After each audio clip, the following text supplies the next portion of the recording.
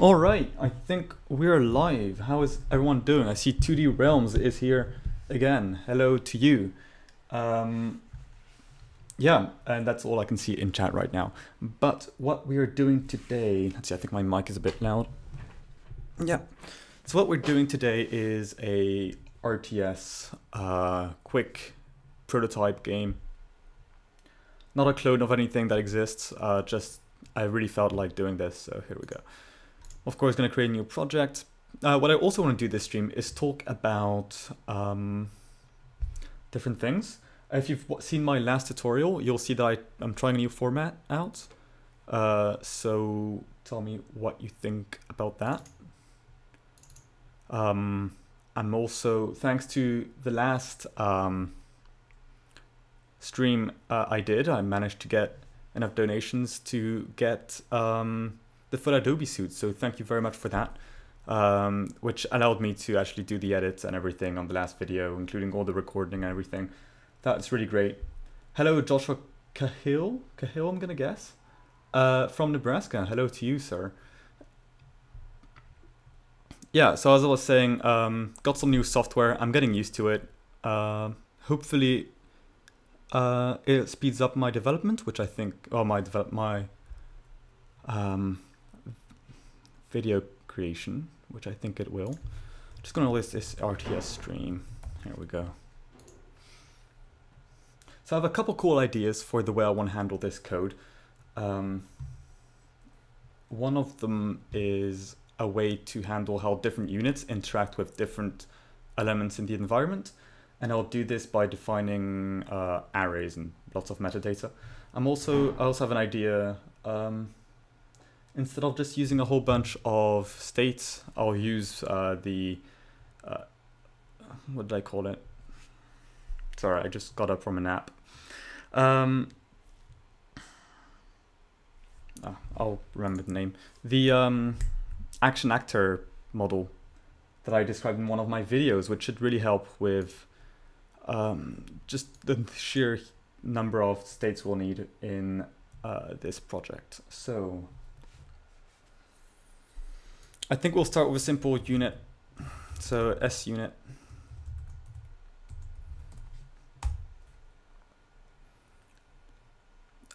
That should be fine. I'll go here. Image, resize all frames, and I'll make it a cool 32 by 32. Actually, I'll go 16 by 16 because it'd be easier in the long run to not have absolutely huge units. I'm actually going to make my units like so. Now this, making a quick prototype RTS shouldn't be too difficult, but it will take a fair amount of time. So this may end up being a longer stream, like last time. It's been a really long time since I made an RTS game, so I can't quite remember the challenges involved. I think the biggest one is pathfinding, but I have a couple techniques to deal with it. I think my favorite one is using the grid, the grid in conjunction with the potential step. You can get the kind of global pathfinding using the grid, and then you can avoid different units using the potential step. It's not a flawless technique, but it works generally pretty well. So this will be O unit. And for now, let's just implement movements. So I'm starting to remember. Yeah, so I won't, as I said, I'm going to use the action actor system. So I'm going to create a new object, which is going to be our move action. And I should probably prefix it with O, just so we know it's an object, even though I'm using them more as a, well, no, I am creating instances, so that is correct. So let's create a new event. And as usual with this system, I'm actually going to make this full screen. But as usual, we need a target, which is the instance we actually want to move. And we're going to set that to no one to start off with. What else do we need? A destination. which we're going to set, well, I guess we can do dest x, and we're going to set that to 0 for now, and dest y. So that's the destination we want to get to. Then we want the general path that we're going to follow. We can set that to undefined. Actually, I think strictly speaking, we should be setting these to undefined as well. I can leave target to none because it's kind of like the undefined for instances. And I can still call things like instance exists, unknown, or no one, or however you want to pronounce this. And it should always return, it won't crash, whilst undefined will crash it, so. But it won't be an undefined return result. So we'll still get the actual results of there being no one objects. So we have that going. I think that's about it. What I'll do is add a alarm event. So it's a bit annoying. I would really like it to be possible to set variables before the create event triggers, but there isn't really a great way to do that. So instead I'll just wait for one step, and actually now that I think about that, that's going to give us problems later on. Okay, now I'm not going to use alarm because alarm is going to give us problems. We'll have to check whether everything's been created or not. Instead, I'll add a step event. So here, and at the start of the step event, I'm going to first check to see if the path was created or not. If it's not created, we're going to generate it, and if it has, we can start pathfinding. So here we're gonna first do if path is equal to undefined. This is where we're gonna generate everything. And then here is where we're actually gonna follow our path. So let's first generate our path. We're gonna need MP potential step stuff, MP grid potential stuff, whatever it's called. Hello Zmads, how are you doing? Yeah, so for that I'll actually create a general world object. I know this is a bit all over the place. If you're watching here and you haven't seen any other of my streams, I don't do this in a tutorial format. I do this more of a live stream, like a live coding. I'm doing a project, so I may as well stream it kind of thing. So I'm going to call this O world is what I usually go with. And this is going to have all the information about the world. And also, I'm sorry if you can hear like doors slamming everywhere. There's nothing I can do about that really. So here we're going to init the world. We're going to first set up a width and height. And this is going to be width in grid coordinates, I think. Actually, yeah, we're going to make this RTS kind of half grid, half not grid based, where the world will be divided in grid cells, and all the resources and everything will be laid out in that grid, including buildings and everything. But then entities will be able to, like units and so on, will be able to move freely, not really bound to grid cells, but they will target grid cells and so on. It should make, it's the best of both worlds for an RTS, I think. So this is going to be the width in grid cells, because the world really deals with grids. So if we make our grid cells 16 by 16, oh no, let's just do like 100 by 100 for now. As long as it's bigger than LV to start off with, it should be fine. We can work things out later if it ever becomes an issue. Then we are going to need a grid, which is going to hold information. I'm starting to realize that these games need a lot of things set up before you can start doing things. Although not necessarily. I'm gonna skip the grid for now and go straight to the MP grid. I'm gonna set my phone to don't disturb as well, because I don't want it going off during the stream. There we go. So MP grid create, is it? Yeah, so left top, so I'm gonna do 0, 0, H cells is width, height, cell width, I'm gonna do 16 by 16, but before I do that, I'm gonna say tile or cell, I guess. Width equals 16 and cell height equals 16. I also can't wait for my tea to cool down because I could really do with some water.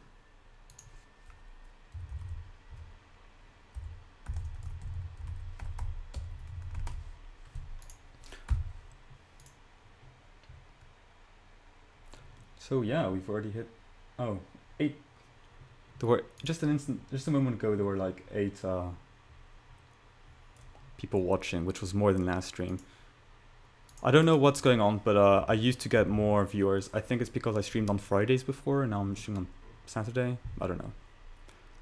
So yeah, we have our grid, we have our world, and we have our grid created. For now, our grid will be empty, and what I'll do is, I don't like referencing instances by their object name. So instead of what I do is I place the instance inside a room. I'll put it up here actually. And I'll name it iWorld for instance world. That way I can reference the instance directly, and I don't have to deal with all the other things. So this actually is going to return our grid. So I'm going to say MP grid equals. Save that, go back to our actions. So here our path is undefined, so we want to calculate it.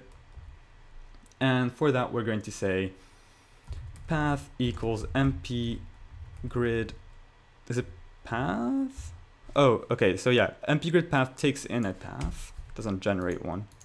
So we need to say path equals path create. Path add, is it? Okay, it's path add. And here we'll take the ID of the grid, which is iWorld.mpGrid. Then the path is path. X start, Y start is going to be target.x, target.y. X goal and Y goal is going to be, what was it again? Dest X and dest Y. Allow diagonals, I'm going to say yes. Should be true really. And so here now we have our path. I think that's it for now. And here we can now start doing an actual path finding. So we could just follow the path, but that's going to get problems when we have multiple instances colliding together. So instead what we're going to do is have points along the path. So I need a new thing, and here we're going to have point equals 0. So we start at point number 0. And here what we need is to get the next point. So we do, yeah, it's actually point, we'll start at the first point.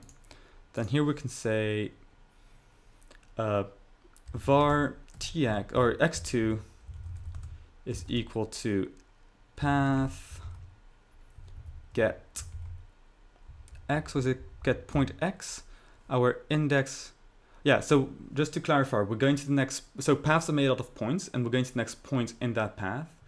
The reason we're doing it that way rather than just going, you know, ahead of the path is that the points are really the most important turning points. So it will make sure we don't get stuck in walls and so on. So the index here we want to have is our path, and the number is point. Var y2 equals path get point y path and point. So now we have the point we're kind of, the next point we're kind of targeting, and we can do MP.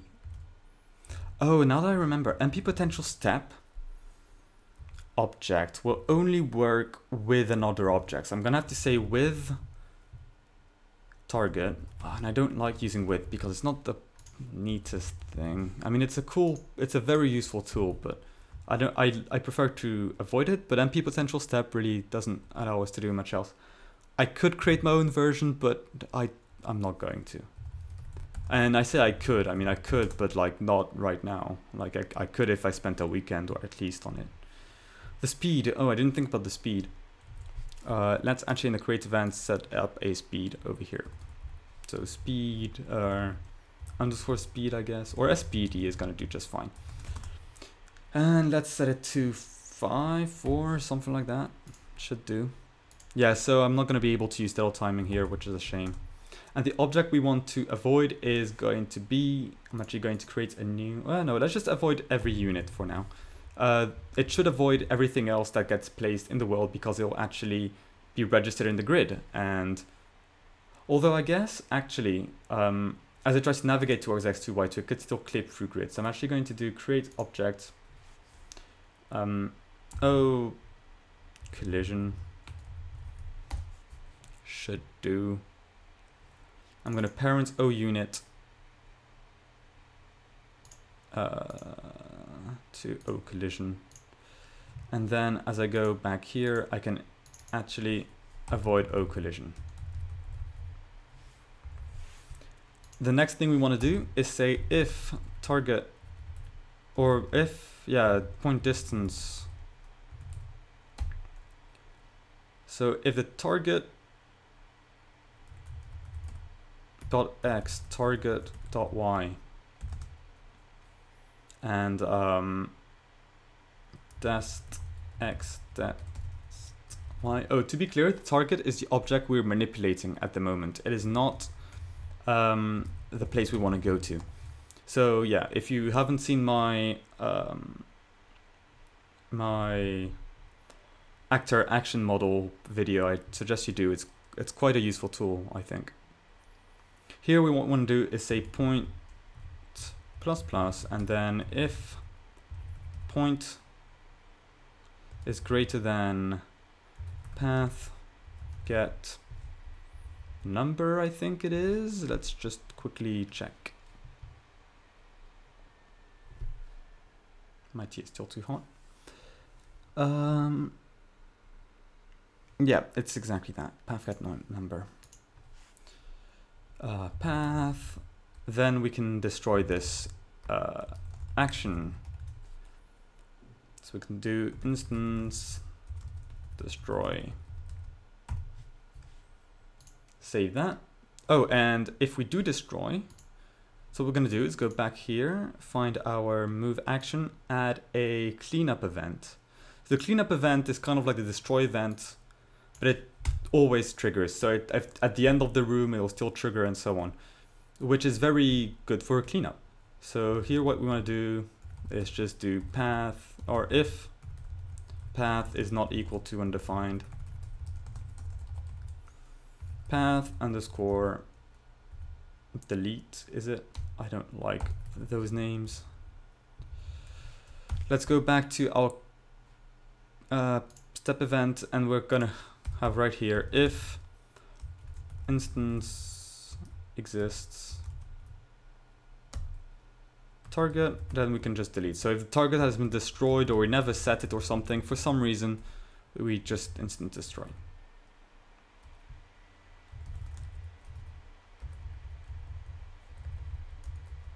All right, so we're almost done. Let's just create a quick, let's go here, create a new unit control object, OUnit control. And I'll just for now do a quick mouse right, global right pressed. And for now, we'll just path every single unit, whether or not they're selected. So just do path all units. So it's Humoto says, I usually try to avoid helper code like that. It seems like a good way to introduce quiet errors. Helper code? I'm not quite sure what helper code you mean. This here is not really helper code. It says that if the target no longer exists, then, you know, we stop trying to, you know, move that target because the target doesn't exist anymore. That means that destroying the target will destroy everything that depends on the target. Yeah, it's not going to silently give, it's not going to like give a quiet error. Like if I destroy a unit, I don't want any other object trying to move the unit anymore because it doesn't exist anymore.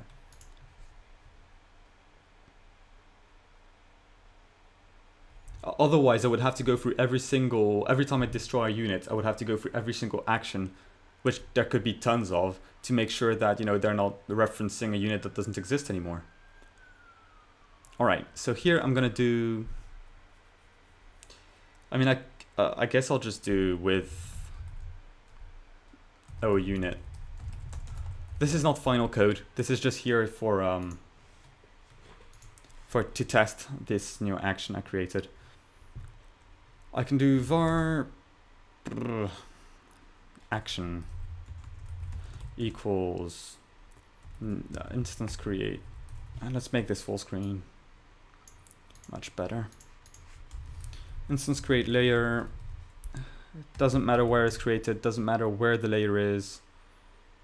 So here we go. And the object is O move action, I think. Yep. Action dot dest x, is it? Dest x equals mouse x. Action dot dest y is also mouse y. And then action dot target equals ID. Never use self. And I think that's about it. Also, Humoto, are you the same Humoto as on the forums? Okay, so we have our action set. What else? Oh, it took a speed. Action dot. Oh, we already have the speed set, so it doesn't matter too much for now. Let's quickly go in here, add a couple units. Boop, boop, boop, and a unit control object over here, and run this. See if we can actually control our objects, which we should be able to.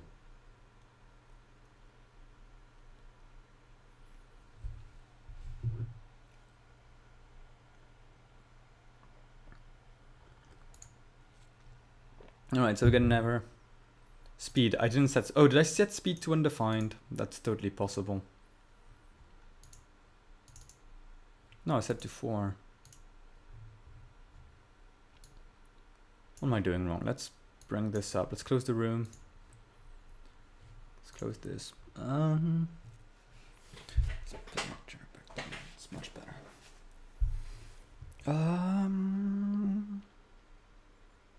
Why is it do? Oh, of course, yes, yes. Right here, that's not right. So I need to get. I guess the easiest way to do it is like this.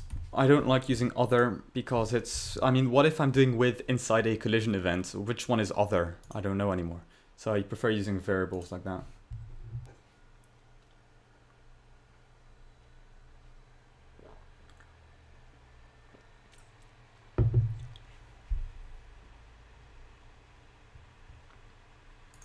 And here we have, they move, but they stop at some point. My distance check must be completely wrong. Oh, if point distance, that's just dumb. If point distance is smaller than, okay, I think I have it right here. And let's think about it, let's say 16, sure, for now. I'll have to change this to something smarter than just this magic number.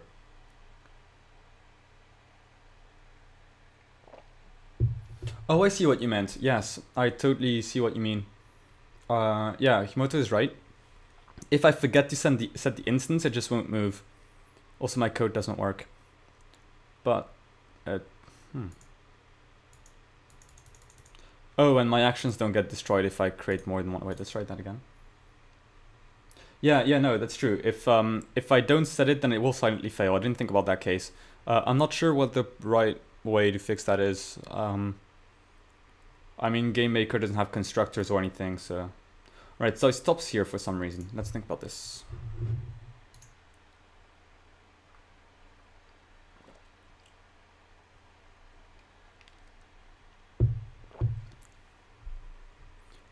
Here, I change the point to be the next point.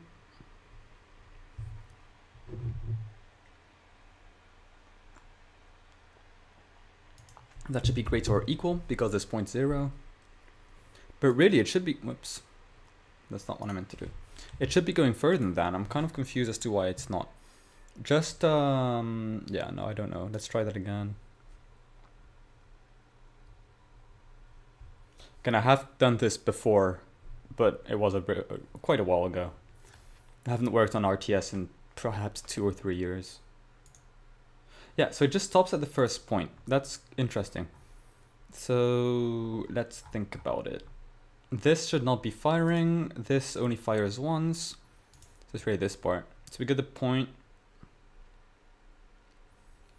Then if the distance to the point is more than 16, increment the point. And if the point is greater than the number of points, we can stop doing that action. Okay, so one thing I already noticed before anything, and I'll fix it now. is that if you queue another action, the previous action still exists and it gets confused. So what I'll do really quick is limit each object to one action. Yeah, and I can use compound actions if I want multiple actions to happen at the same time. So I can say action equals no one. Save that. I wonder what happens if I do instant destroy on no one. I guess we'll find out. And here I'll do this here, and I'll do instance destroy action. This may give us an, let's first find out if you're allowed to do instance destroy on an, oh whoa, no, that's no good. All right, the problem here is that vars get like moved up to the start of the script, so we'll need to change this to move action. There we go. Oh, and I should probably do action equals move action. As I said, I don't like with in this case. I'll change it once I add actual unit selection and everything.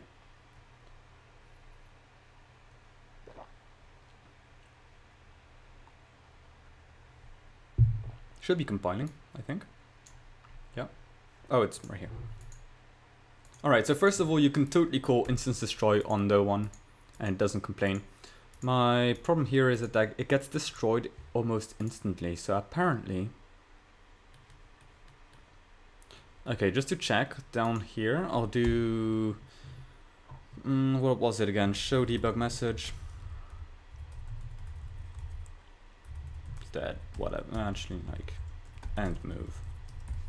And let's see if it actually gets printed out.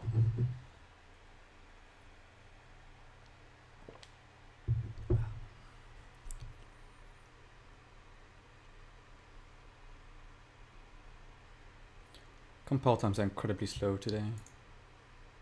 Alright, so end move does not get called. So somehow it's not queuing up the next point. Could it be that this should be bigger than... Oh no, because that's the... let's try it. Oh, I know what's going on. I didn't center it, so MP potential step thinks it reached it, but so it stops. Well, that should be middle center. So it stops, MP potential step stops, but my code didn't quite figure it out. Why did I use 16? 16 is like twice the radius of my object, so it should work. I will change it to be some smarter code, but for now, I'll just quickly test what I've got going. Okay, so that was not the issue.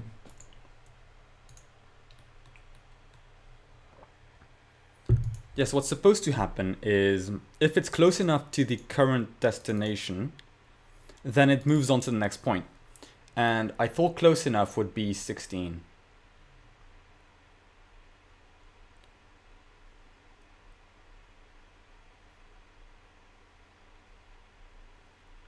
Oh! It shouldn't be dest x, dest y.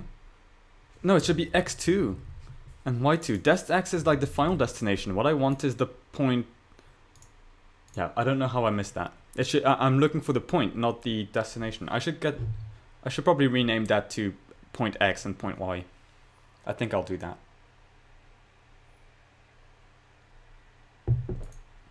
Here we go. It's now working. And this poor little guy is kind of like excluded from the club. Oh no, he found a spot. So yeah, the problem is with a lot of units, they'll all want to go towards the center. The thing then is to figure out a way to kind of, when you tell them to move as a group, need to find a way to kind of cluster them, give them each their own little destination based on their existing relative position. It's actually not that easy to do. Because if you do it wrong, you can get units ending up forming a shell and no one can get in anymore. It's a problem I'm probably not going to tackle now because it's not super easy to do. Like proper formation calculation is not super easy. I think what I'll do is just get their relative distances from the point and directions and do something with that. Yeah, so I'm going to rename these to point X and point Y because it's going to save me some trouble. All right, point X, whoops, point Y, point X, whoops, that was correct. Point Y, yep. And this is really cheap to do. It's just an array lookup, or something very similar to an array lookup. If Yo-Yo Games did something smart and use arrays instead of like linked lists for some reason, I don't know. Should be fine to call this every step. Okay, so I'm gonna illustrate the problem I was talking about and try to fix it. Actually, I may not fix it and just move on to the interesting thing like resource gathering and everything, because otherwise we're gonna be here forever. I mean, it's already been 43 minutes. Oh wow.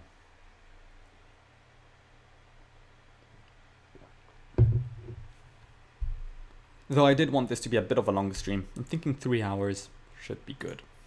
All right, so as you can see, they'll all start trying to go to the center, but this guy is already, has already like commandeered the point. So everyone else is kind of spazzing around. Again, there's probably a really neat and elegant solution to this problem. I don't really have one. I guess one of them would be to have target objects and kind of have them displace each other. Anyhow, we're not going to deal with that now. First, we're going to do a proper selection system. So there's a couple ways of doing selection. We can either have each object store whether or not they're selected, or we can have a global object store a list of selected objects. And there's pros and cons to each technique. Having the object know if it's selected or not makes it easy to draw its selected state. But having a list of selected objects makes it much easier to deselect and reselect and so on. And it's not that hard to check if you're inside a set or a list or something. So what I'll do is go to our unit control, create a list. This will be init, whatever. It's always the same thing. It's always an initialization, isn't it? I'm going to say unit selected list, selected list equals ds list create. Of course, as soon as you have something like this, you always want to add a cleanup event and do ds list destroy. I can't remember what was it. Selected list. There we go. I never remember if selected has 1 or 2 L's. I don't care anymore.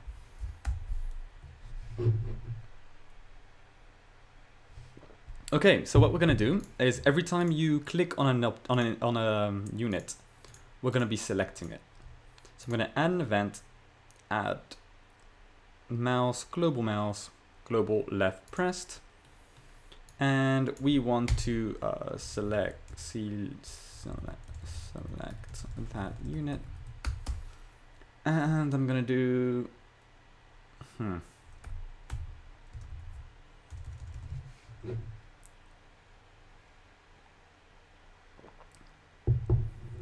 Actually, now that I think about it, it's probably best to have both the units know that they're selected or not, and a list of selected units. But for now, I'll just deal with the list. So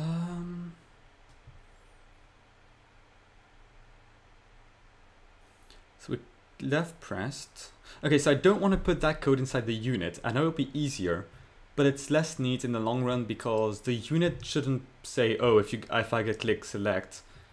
Because it's not its job. It's, the job of the unit is to listen to instructions. So here I'll say collision. Can I do collision point? Yes, point takes an object. Perfect. So at mouse X, mouse Y, the object I'm looking for is OUnit, and precision, no, not me, it doesn't matter, so false. So I'm gonna say var unit equals that. I don't know why I'm not in full screen, but I really should be.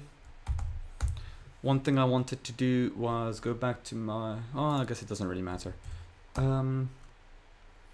If instance exists, unit then I want to be able to do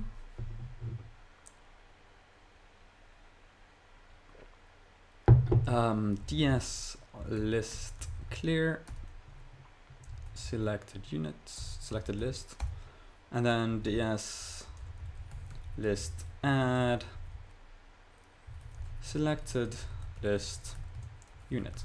Now what I want to do quickly here is first say if keyboard check, and I'm looking for VK shift, then I'm just going, oh, I know how to do this. If not keyboard check shift, then we clear the list. And in any case, we want to add the object to the list. That way, if we're not pressing the shift key, we clear the list and add it. So essentially we have just that. And if we do press the shift key, then we're not clearing the list and we're adding the object to the list.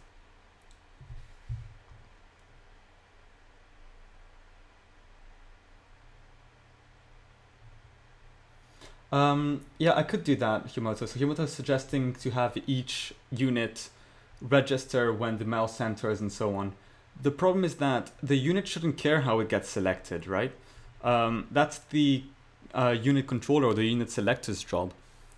Yeah, so recently I've been huge into like systemic design, moving, I'm not sure if that's the name, that's what I'm naming it, systemic design, where you move everything into each of the code into separate systems, so everything is really responsible for its own thing. Because the biggest problem I've seen in game maker games especially is things not being split out correctly. You have like the player object responsible for checking the state of the end game. That's just not correct, right? Either you're gonna have one object that does everything, or you're gonna have, you know, proper separation of concern. You know, your player should not, like the actual character of your player object should not be worrying if it's the end of the game or not. It should be another object which, you know, is responsible for that. There is a really good reason for that too. Say you have two game modes. So I'm just going to take a pause on the development and make a mini tutorial or like advice, I don't know. But say you have two game modes, one where the end of the game is reached when you run out of health, and the other one when you run out of time, for instance. Or maybe, you know, say Call of Duty, you know, there's two game modes, like one of them you end the game, there's lots of game modes, but like within just one of those game modes, you end the game when you reach a score limit, when you reach a time limit, or, you know, either. And the question is, if you have that in, say, your main control object, and you want to now change it for different game modes, are you going to create lots and lots of identical control objects? That doesn't make any sense. Instead, what you would do is have two objects, one that checks end of the time, not the one that checks when the score limit is reached. That way you can add either or both to the level. So if the level is supposed to end on a time event, you just only add the time one. If it's supposed to end when the score is reached, you only add the score one. And if it's either, you add both. And just like that, well, you have the most flexible thing possible. So yeah, this is why I don't want to add the selection code inside the unit. Because it's not the unit's job. You know, the unit should be notified it has instructions to do. It also, because, you know, that way I can reuse this exact same unit object for the enemy. All I need is a different unit control object, you know, for the AI. I don't actually have to, you know, have a different AI unit. That doesn't make much sense.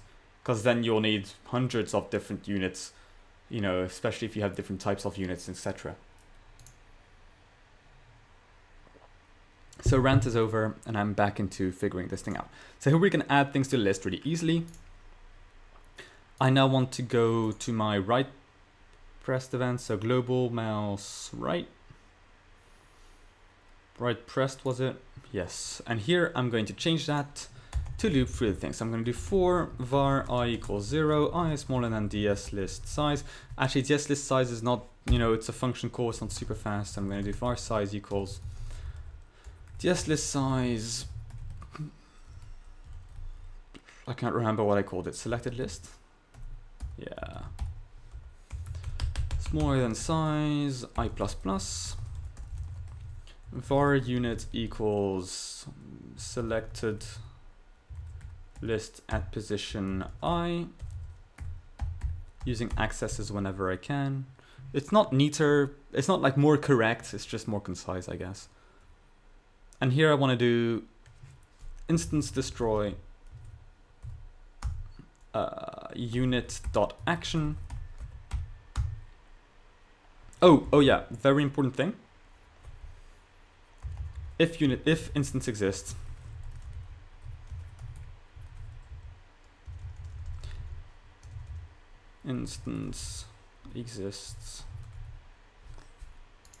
Okay, so I guess one of the problem with this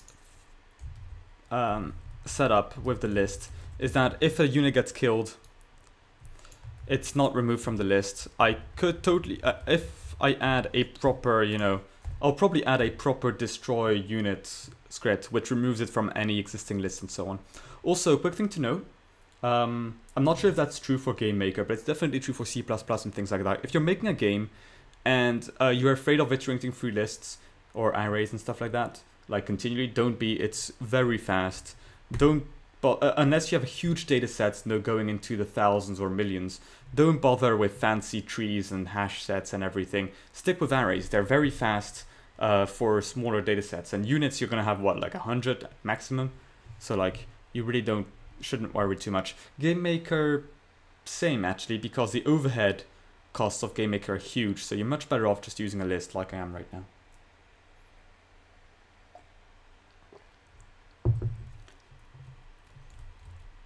That being said, if you're working with millions of units, which no game would handle anyways, but if you are, then do use proper data structures and everything. So we're basically going to copy this, paste it here, and do here we want to say unit, and here we want to say unit. Yeah, that should work. We can delete this part, save. A unit control is in there, so we won't be able to see whether a unit is selected or not. But yeah.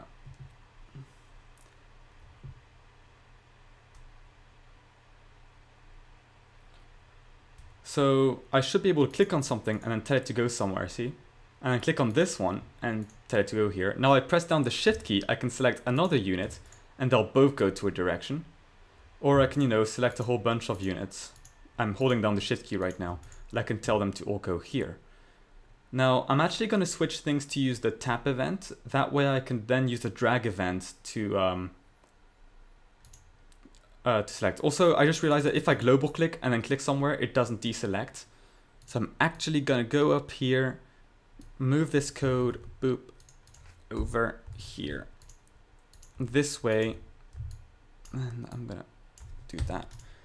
Right here. That way I can actually click somewhere and deselect everything. So Himoto is asking, I didn't think you want to select or iterating for each object to check if it has been clicked on. Well, I'm not iterating for each object to check if they've been clicked on. Instead, I iterate through the list of objects I clicked on, right? So this is a list of not all the objects, but a list of objects I clicked on, or instances I clicked on.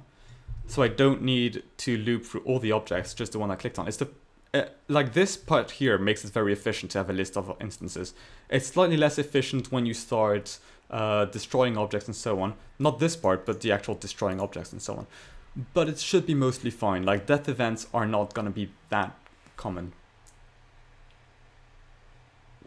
As long as I'm not iterating through the list every step, I'm okay. And even then, I'm still okay. Okay, so let's actually make it such that you're able to click and drag to do multi-select. So I'm going to do is use the new gesture events. I love the gesture events. So left press, I'm actually going to change that to tap event. Global gesture tap.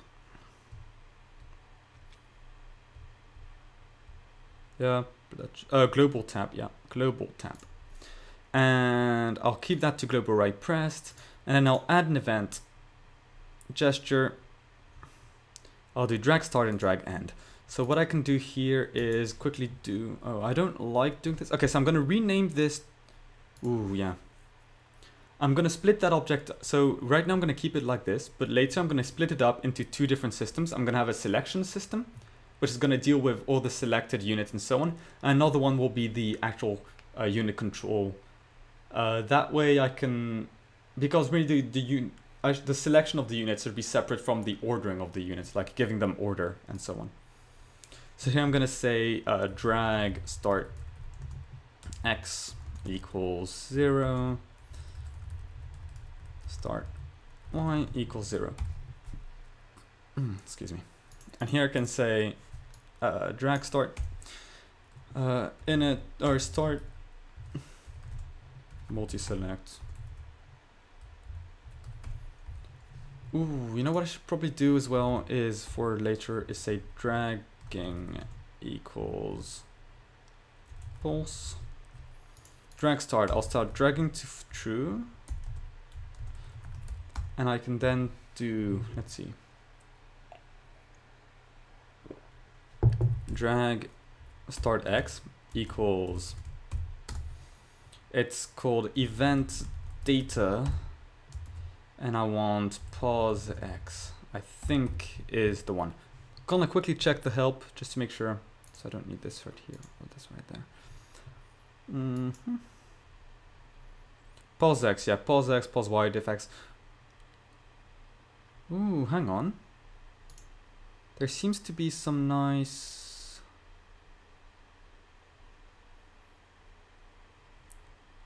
Does it, if it gives me the difference... Oh, it's last touch in this gesture. Okay, so what I was thinking about is it's a shame that the drag event, like the drag end event, doesn't tell us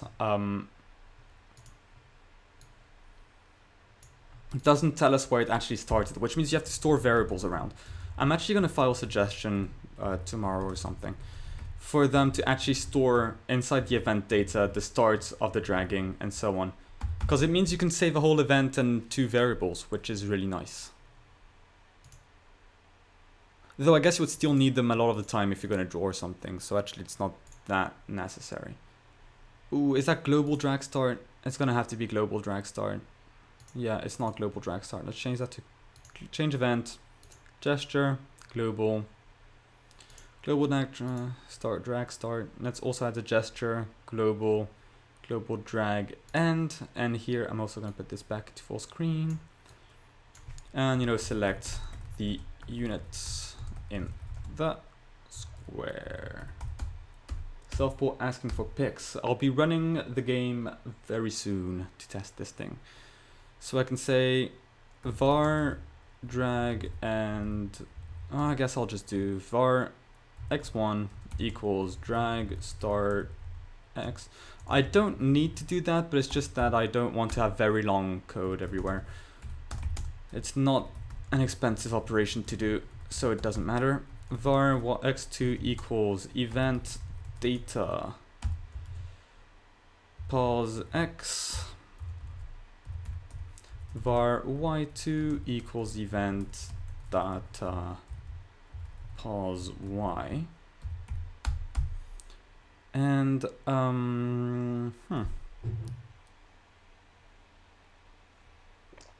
I'll quickly do. Okay, so apparently width is faster than something else. I'll do width. So first I'll say if keyboard check vk shift. I should really say if not keyboard check vk shift, but whatever. Then instance, no, then ds list clear and selected list. And here I'll say with O unit. The reason I was using with is that it's faster than using the for loop with the instance find.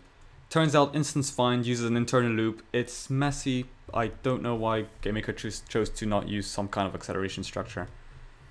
So yeah, with, however, is faster for some reason. I don't know how it's not using an internal loop. Maybe each unit has a well, no, I don't know how it makes any sense, but here we go. Apparently with is faster than using instance find.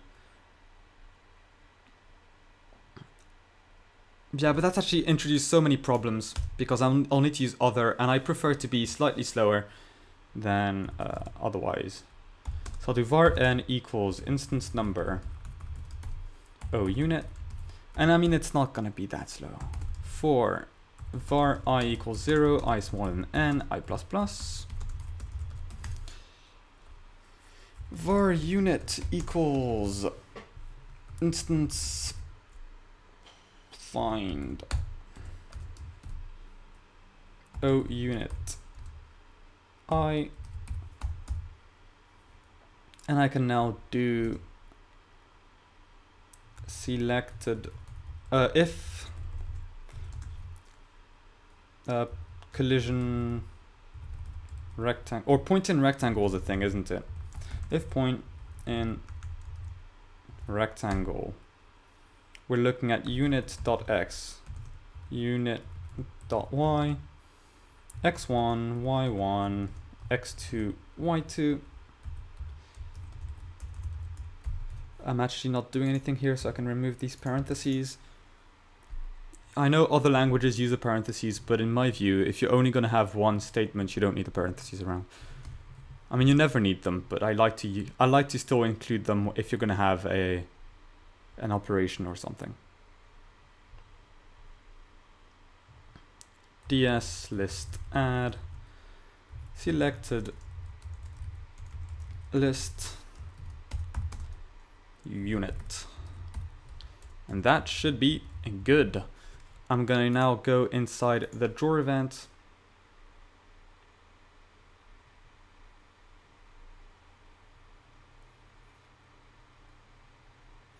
Himoto is asking if there's a cost to adding the extra parentheses. There is absolutely no cost. Actually, there could be a cost, because it is assuming they don't actually do any pruning on their AST, their syntax tree. It's possible they leave it in, and then the walker, the parse walker, would have to go through that parentheses. It would be an incredibly negligible cost, all things considered, but it's possible. Though I assume they have optimization set up. For the YYC, it most certainly doesn't matter. For the runner, though, I can't tell, but it wouldn't be measurable anyways. I don't include them because I like to avoid as many parentheses as possible, because if you have too many parentheses, you get lost. I know here it would never get lost in just, 2 sets of parentheses, but yeah. I don't have a good reason. I have absolutely no good reason. I just do it. Draw the selection rectangle. Here I'm going to say,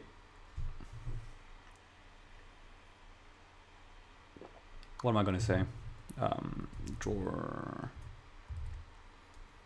rectangle from, I'm going to say if drag, yes, drag and right here, dragging equals false.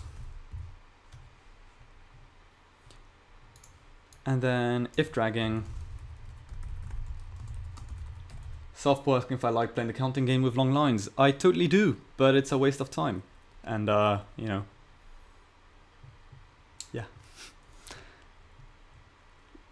Draw rectangle from drag start X, drag start Y, mouse X, mouse Y, outline. Boom. That should allow us to group select things.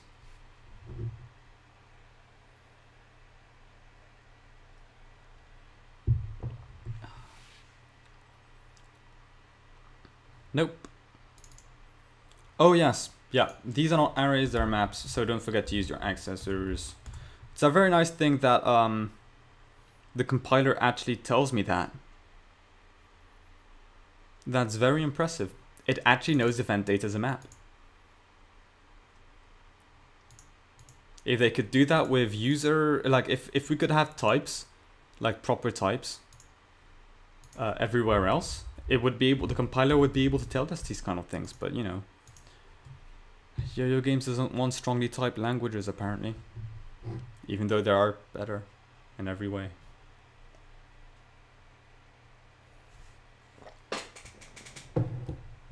Alright, and now I can Here we go. And only these two should move. Yes, it's working. And I can press shift and select these three and they'll, yes. Okay, I'm very proud of myself right now. Okay, cool. Cool, it works. It works. It works. Let's go into the objects, the unit object. And down into the create drawer event. Boop. I'm gonna say drawer selection. I'm gonna say if. Okay, before I do this, I'm gonna split off my unit control into two different objects. I'm gonna rename this one OUnit select. Select. Yes, that should do. And then resource object OUnit control. I'm going to grab my right pressed event and kind of cut that out and add it in here. Global mouse right pressed. Paste it in here. Can delete this from here. And I'm gonna go back inside here, my room. My selection code, what is it called? Where is it? OUnit select. I'm gonna rename it IUnit select because it is my selection instance. Such that inside OUnit control, which I'm already gonna put in here, I can say over here IUnit select dot. Also, I'm gonna check something because I have doubts. Yeah, no, I was right. Yeah, never mind. All good, all good. Let's quickly close all of these things. And then over here again, IUnit select dot selected list. I think that's about it. Save, run. Yeah, so Nujuju299 saying I should add the green circle to indicate selection. I'm about to do that, but first I wanted to actually have a proper instance of things. Why is it? Why is this? Why am I? Oh yes, yeah. Okay, no, it's fine. That's just because if I go back to my unit, is this it? Yeah. I have a drawer event. So now inside here, I can say if IUnit select, no, if var selected equals false. Now the problem here is that I'm going to be looping through this a whole lot, like for each object, and I'm going to be looping for a whole list of all the objects. That's n squared, and I don't like the idea of n squared. So instead, my unit will have a selected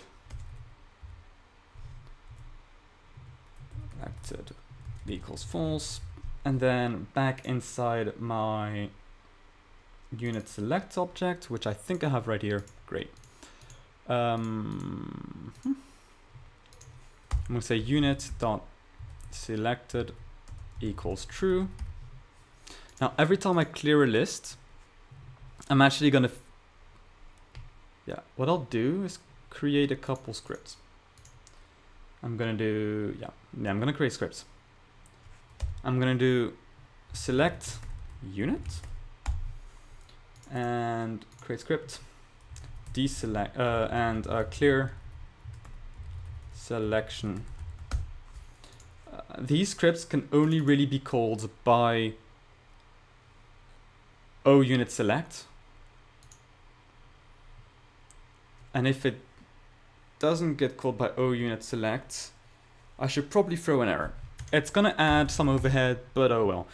If object index is not equal to, oh, I know what I'll do. I know exactly what I'll do. So if, I'll do this. If object index is OUnit select, then I'll just go through here and do ds list add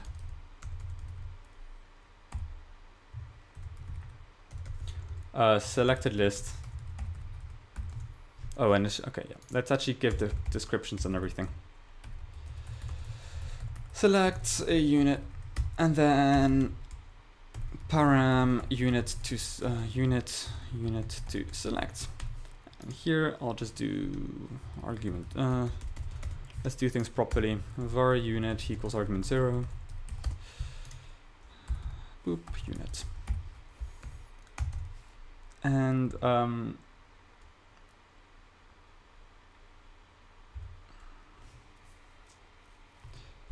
I'll do unit dot selected equals true. Yeah, so Himoto's saying, wouldn't it be better to always reference OUnit select? And yes, it is, and that's exactly why I'm doing it that way. Check it out. Here I can then say else. If it's not OUnit select, then I can do with IUnit select, then select unit. Boom. That's right. Now the only place I have to change the code is right here. And yeah, it does create a with, so I could actually do IUnit select dot selected list unit. Would that be faster? Would that be better? Yeah. I think now that I think about it, this is cool, but it's not needed. Himoto's right. It's not needed, but it's cool. But it's not needed. Internal struggle. I like this code, but it's not needed. What do I do?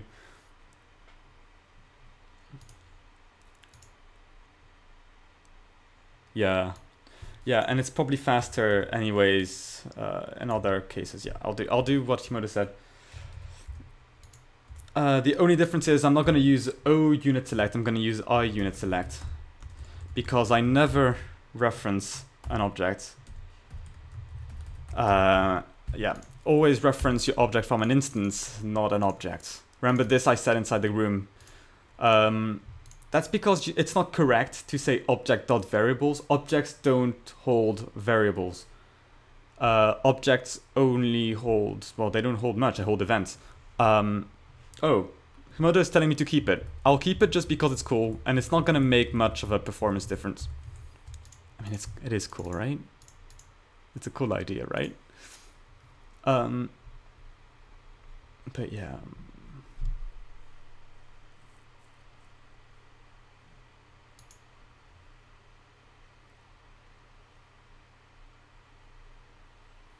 Yeah, and most of the time I'm going to be calling this from within unit selection. Like the only time I'm going to select a unit otherwise is for some weird reason, I don't know. I'm almost never going to do it, so. And clear selection, much the same story. I'm going to basically copy this. Paste it here. Clears the selection. Clear. I don't like the names of the scripts I used because what selection am I clearing? But that's the problem with GameMaker. There is no namespacing, there are no methods and so on. So yeah. Once we get... There's a couple features which will make GameMaker so much more powerful. You know, inline scripts and, you know, direct script calling from a variable name. That basically means methods. You go in the create event and you can define methods. It's great. I cannot wait for that feature. Here I'll just do ds. What I'll do is loop through the list, which I already have a bit of code to do that. So I'm going to go back into...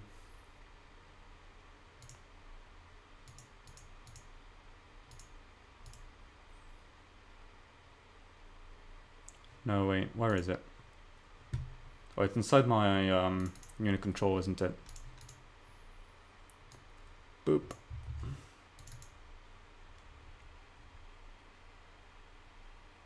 Yeah, yeah, it's just painful to have really long things. Also, clear selection, it's pretty clear, right? It's pretty clear I'm talking about the unit selection. What else are you selecting? Though I will have to change it later to send in a team object, so you can say clear the selection for that team. That way if you have multiple teams, you can still, you know, the AI can... it'll be easier to write an AI later. Though I'm not even sure I'm going to even bother with AI in this quick stream, which is already 1 hour long. Well, ZMAD, they're going to add inline scripts, which means that you no longer have to create a different resource. You can just, you know, in the very same, you know, in any piece of code, you could define a new script, which would kind of be anonymous. It wouldn't have a name. It will just be available in that instance. But because you can pass script references around, I'll probably make a video about it when it comes out. Don't worry.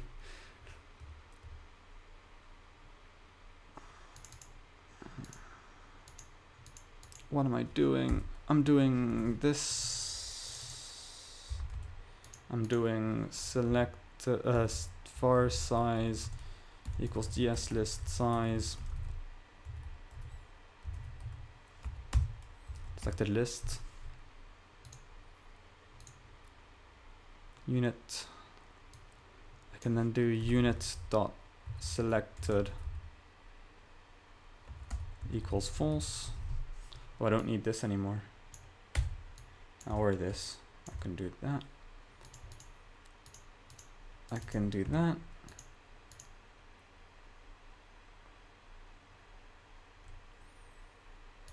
And then I can do ds list clear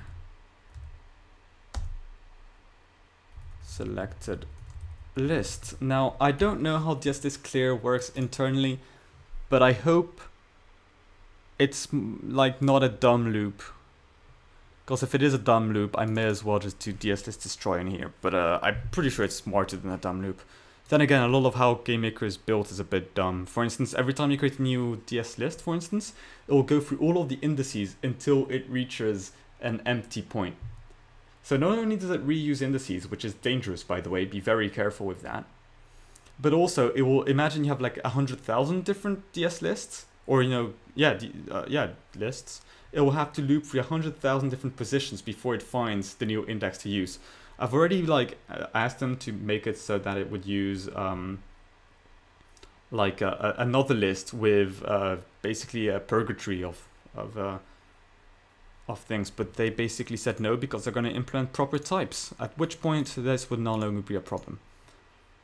I think that's fine. Let's go back inside my drag end, in which case over here I'm going to say clear selection. Which is the advantage of clear selection is that it removes the state in the unit. Right, it tells the unit it's no longer selected. And here I'm instead gonna say select unit.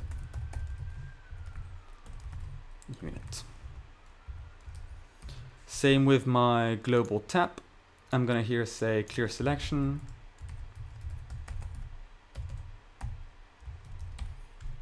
And here select unit. Which means that finally, and if the Juju is still watching, he'll be very glad to know that I can go back in here, back in here, and say if selected, drawer circle. I'm going to be using more magic numbers. Again, this is a quick prototype thing. It's not going to become much at all. I'm going to use a magic number of 20. We have the outline set to true. And then here I'm going to draw self.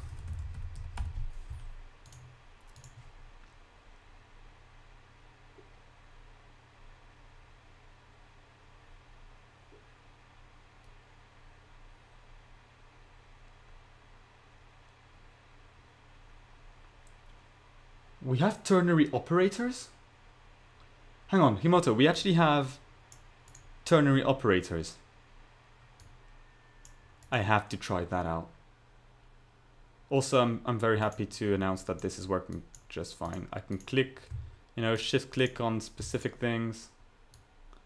Hang on, I'm gonna have to try this out right now. Ternary operators, are you serious? This is amazing. Let's go inside the world objects. You're telling me I can do... Wait, when was that added? Oh my god, that is really cool. Wait, I can do var, for instance. Let's just do show message. True. Question mark. Hello. Oh no.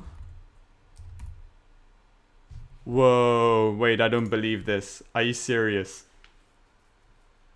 Really? When was it? How come I never heard of that being added?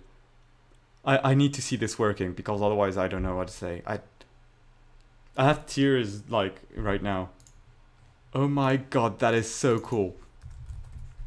I'm actually crying, like, I don't know how. I'm probably just tired. I haven't been sleeping much.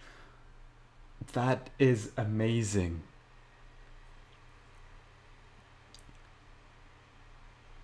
Really, GMS 2.1 when it came? How did I not know? How did I not know this whole time? This, I haven't seen anyone talk about that in such a long time. I am going to have to, like, announce it to, like, everyone I know who uses GameMaker, which is, like, not many people, really. This is great. Ternary operators, amazing. So yeah, let's just run the game so I can just refresh my mind on what we got done. I think what I can do now is start adding, like, a resource collection, stuff like that. I'll add walls. I think that's a fair thing to add, like actual collisions. Though to be fair, I don't think they'll be anywhere, they're not that game changing, right? Because they're more of a workaround for something we can already do. I think inline scripts will help so much more. Again, and also the ability to just call, for example, you know, script, you know, and script being a variable. Being able to do this right here will be great, because together with inline scripts, we basically got methods, you know, essentially methods. I mean, methods in a very, like, not very compile time method, but it'll be methods anyway. And I can definitely see some interesting times ahead. Paired with what they call lightweight objects. I mean, it'll be slow because, you know, variables in GameMaker are still slow and everything, but it'll be great anyways. Very much looking forward to that being added. Like, opens up so many possibilities. Alright, let's go into our world and let's create a couple wall objects. So first let's create a new sprite. Doop doop doop, image, resize all frames. Scale image, 16 by 16. Let's make some nice gray walls. Perfect. Look at this amazing design.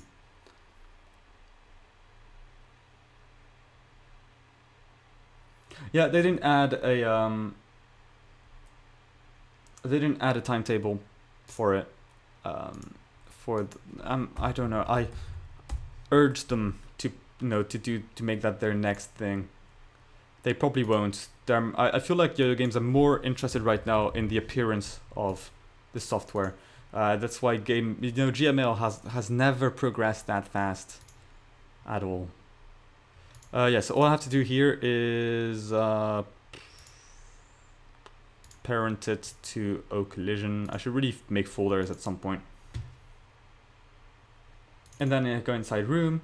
What's great here is that, you know, I can place in a, okay, let's quickly, 16 by 16 that thing. There we go. And I'm pretty sure that, you know, it'll be smart enough to work with scaled objects. I really hope so. So for now, I'll just test walls, and then I'll add resources that they can go collect. I guess I won't be adding any combat or anything. This is just a quick thing. I really felt like working on some movement code. So also been a while since I did any selection code and so on.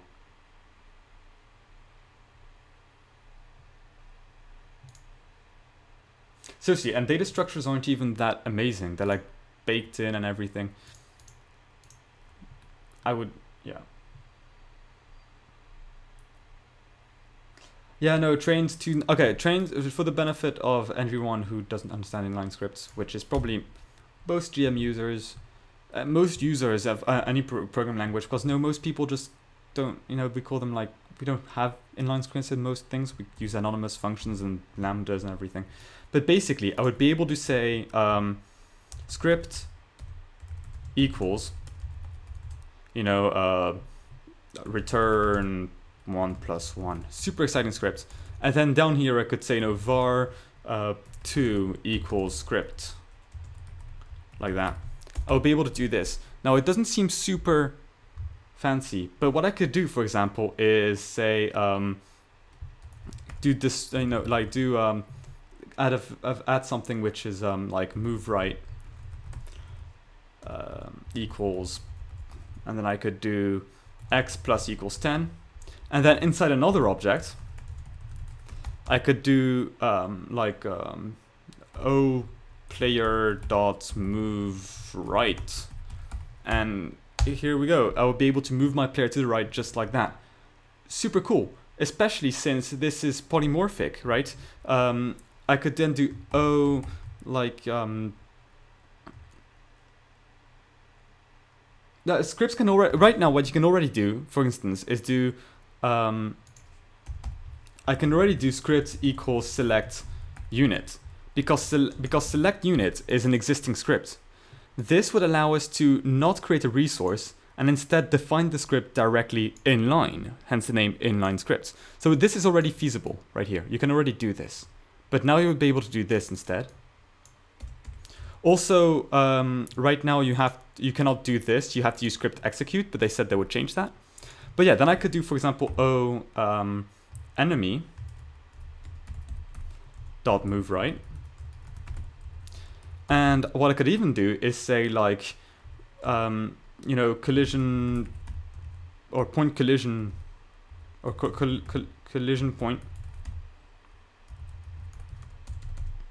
somewhere, you know, blah blah dot move right, and then it doesn't care what object it is. If it's a player object, it will use the one you define inside the create thing, and if it's inside the if it's an enemy object, it will use whatever you define inside the enemy script, which means you have polymorphic functions.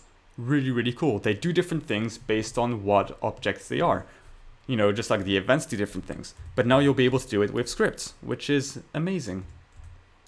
Alright, so I don't actually need the create event of the wall, so let me go back to the wall and delete that. I'll go inside my world. Well, no, the script isn't created at runtime. It's still created at compile time, train Z2950. Instead, what happens is you can define. You don't have to create a different resource for it. You can do it in the same resource as before, which means you don't need a million resources because each of your object has a different. You know, in all instances, remember, each of the different objects may have a different way of doing something. It also means if you check out my dependency injection, I talk about this briefly in my dependency injections tutorial, I guess you could call it, and it is great for this kind of thing. Essentially, you would be able to have much more reusable code, and it's just generally a lot. When it will be there, you will see all of my code using it. I will be using it all the time in my live streams and everything. It's kind of hard to explain exactly all the benefits, but if you've used a language, you know, like an object-oriented language, you will know how good it is.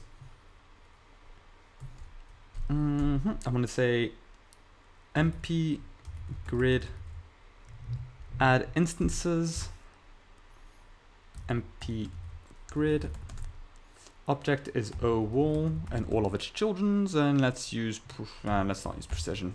We're just using a block. That should give us walls. They're kind of private, but you know, they're stored inside a variable, so anyone else could well, the reference to that script isn't a variable, so any other object could, you know, kind of access it through the variable. All right, and if I go here, they avoid the wall. Great, so this is working, which is great. Also, if I click inside the wall, they get a bit confused, which is fun. Oh wait, no, they go to 0, 0, because path would have 0, 0, and yeah. Also, they get confused at minus, minus. Yeah, that's okay.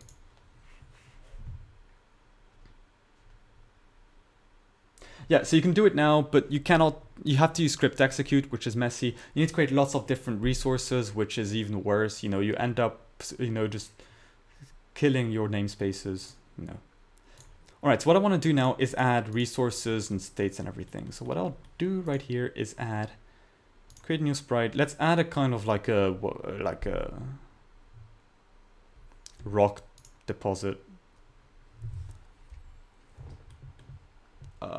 It can just look like a couple of brown circles. Yeah.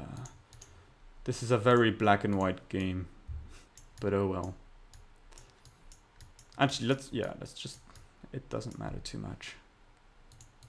No, make it look like a kind of a rocky thing. That looks terrible, but it's exactly what I need. Boom.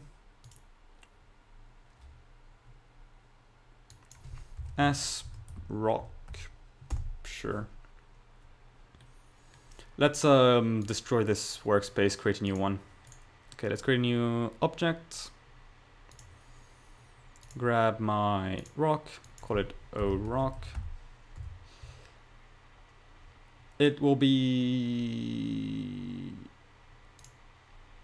have its parent set to walls because you cannot walk through rock. And I'll give it a create event and I'll say amount, which is kind of how much rock is left in the deposit, and let's set it to 100 because it can be boring sometimes.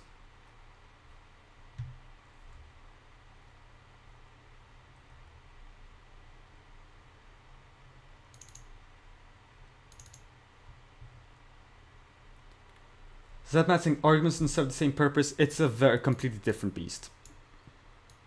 Alright, so let's add a couple of rocks things. Alright, and save that. And what I'll do now, and this is actually the first time I'm going to show this on camera. I didn't even do it for my action actors thing, but the idea of having actions made up of more actions is going to be important here.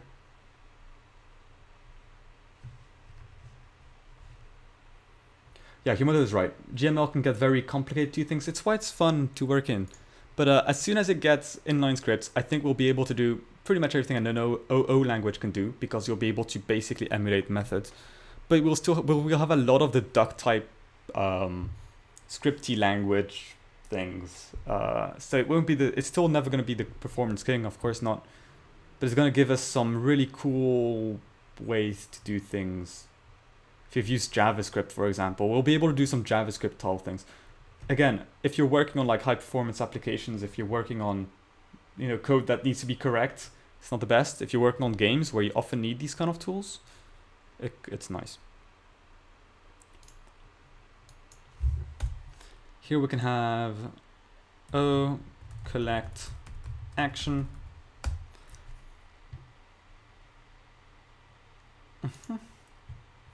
I'll create a new group of, you know, things. Add group. Actions. Should make things easier.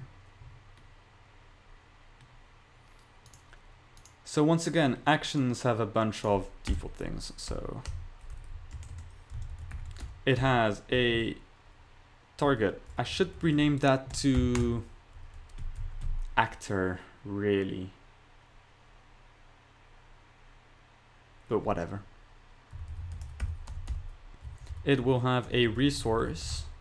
Just gonna set to none. That's about it, I think. Then inside the step event, if not instance exists. Oh, and Himoto, I know this is like silently failing, but I do have an idea. I'll create a kind of constructor-like object, which would be nice. Ooh, what would be great once we get inline functions and everything are static variables, like, you know, where you could do oUnit dot something. That way we could get some nice things going on, like constructors and everything. I'm so gonna have to pitch that, where you could just, for instance, where you could say like maybe macro static foo equals 0, for instance, and that foo variable would now belong to whatever object you're in. And then you can do oUnit.foo. and that would reference the static one. That would be amazing. Or, you know, just bring in the static keyword altogether. I'm so going to ask for that and make up some scenario where it would be useful. Well, it'll be useful for, like, you know, they're kind of global variables, but only to certain objects, like static variables.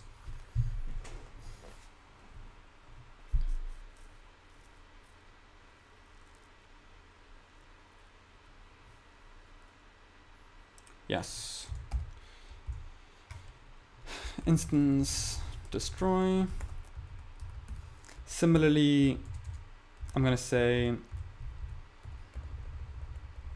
or not instance. Let's do that. Let's do that instead. And move this here. Move this out.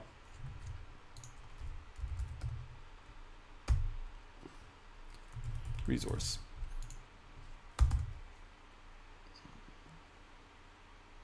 Enums but not global. No, the idea would be static doesn't mean they don't change.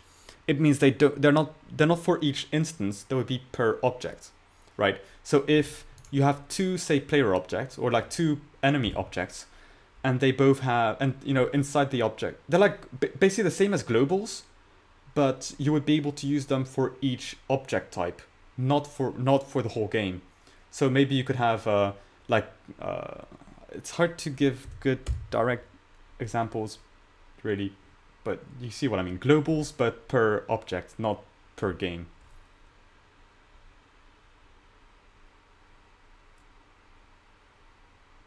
No, and are different.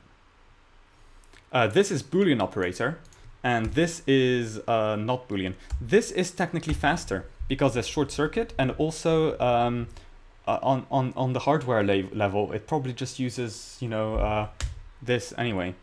But it does use short circuit. It's also more correct because you're working with Booleans, not working with numbers.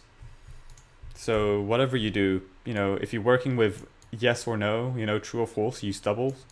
It's just correctness, right? Correctness is more important than efficiency. No, collect. So here I'll do resource dot amount minus minus, and I'll do target dot yeah, what am I gonna do?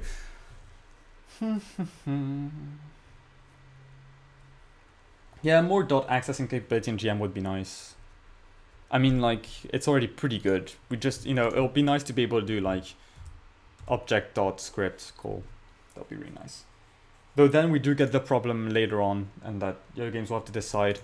If I do, you know, like player dot foo, is that running the foo script inside player? Is that running the foo script, this foo variable as a script inside player, or the foo variable from the player, you know, as a script but inside, you know, this object here? What does it mean?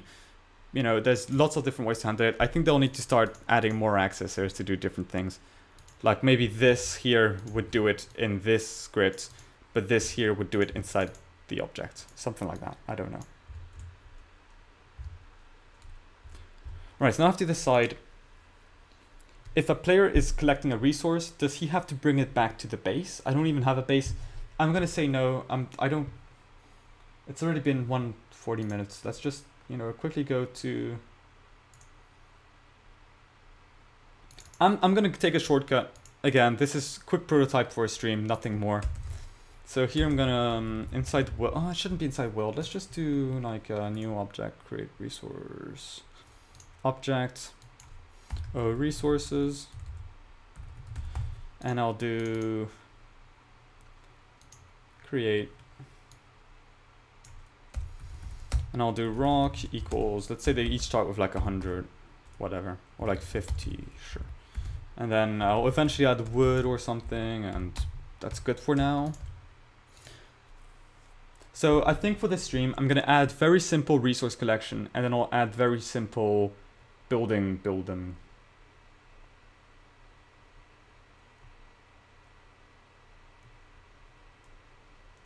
Okay, the thing about true Booleans is that GameMaker could one day start using true Booleans, because in the specification, it does say it returns true. Now it does represent it with a real, but you know, they could change that. You know, it's all to do with the specification. The specification says it returns true, you know, not 1. So you really should stick to the actual Boolean operator. They probably won't change it because so many people, including me, abuse the fact it's not a proper Boolean. But yeah. Now that we have ternary operators, we no longer have to abuse things so much. Anyhow, we have our connection. I'm just realizing that this is a huge project and I'm not going to have, like, I had this really cool idea. And I may have, yeah, let's assume I'm going to implement it. So I'm going to create a new script. I'm going to make this full screen. I'm going to rename it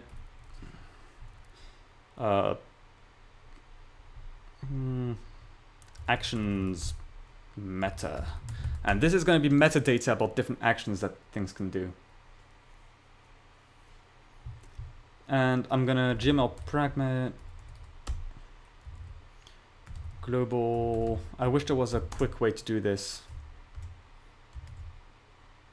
Actions met. Oh my god! I just realized something. Okay, I just realized there is something amazing you can do. I'm just going to do this.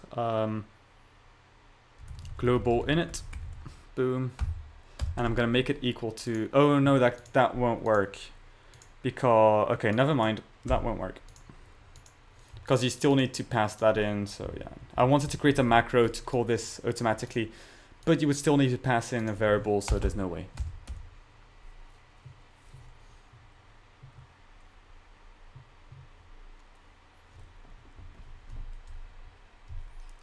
Though there is a way actually, but it's too much work for now. And I'm going to say global dot actions, and I'm going to say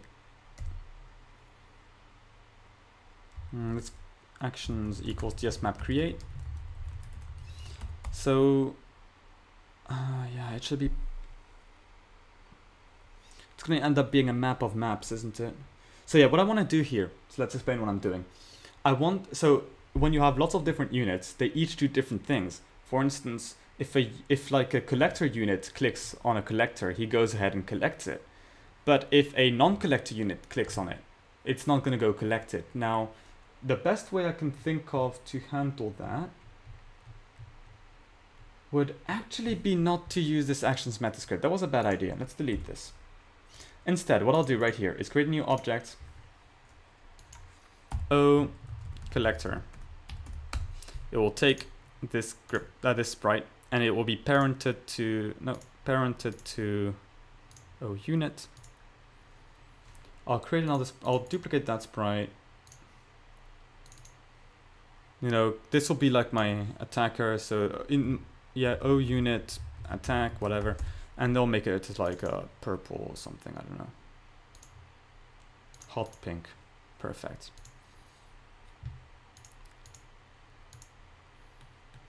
And this in the create event, we're first of all. Yeah, okay, so I had this idea of having a kind of global script where you could define lots of things, and then I realized, why don't I just define it in the actual object, right? It's even more flexible that way. So description in it, the object, whatever. So first I'm going to do event inherited, because we want to have all these variables set up, and then I will do actually inside my unit objects I should first of all do actions equals dsmap create, and actions for a basic unit are empty, but then inside my collector I could say actions, actually inside a yeah, inside a basic object. Can I middle click on this? No, I can't. Inside a basic object, I should at least say actions on nothing. So what's nothing? No one, I guess, equals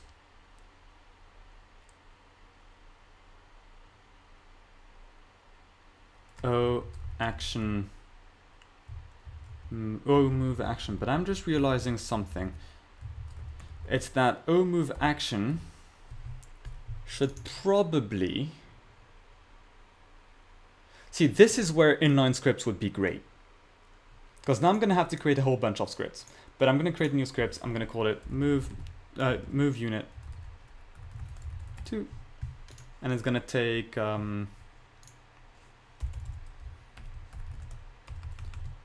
moves in a unit. And it's going to take as a parameter a unit. Again, I'm overcomplicating this, but it's because it'll make things easier if we ever take this game further, which I'm probably not, but whatever. I like complicated. And this will have x2 and param y2. And so I'm going to do var unit equals argument 0.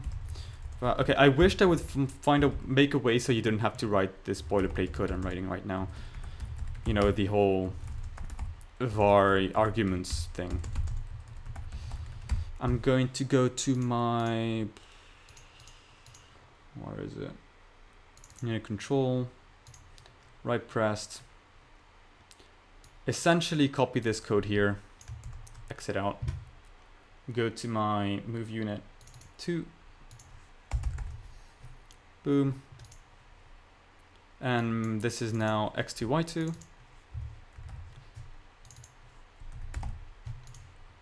Oops.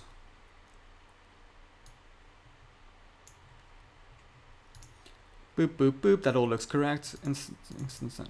Yeah, okay. And then inside my my unit, I can say actions equals move unit. Oh. Trouble is, I don't know what is supposed to be passed into it. So wait, first of all, cancel that. I need to think this through a bit more. I go to my unit control. What I'm doing here is kind of polymorphizing my code, if that makes any sense. O unit control should now say move unit to unit mouse X mouse Y. You know, that should just work like before, but I'm going to change that because what I'm going to do is create a new script.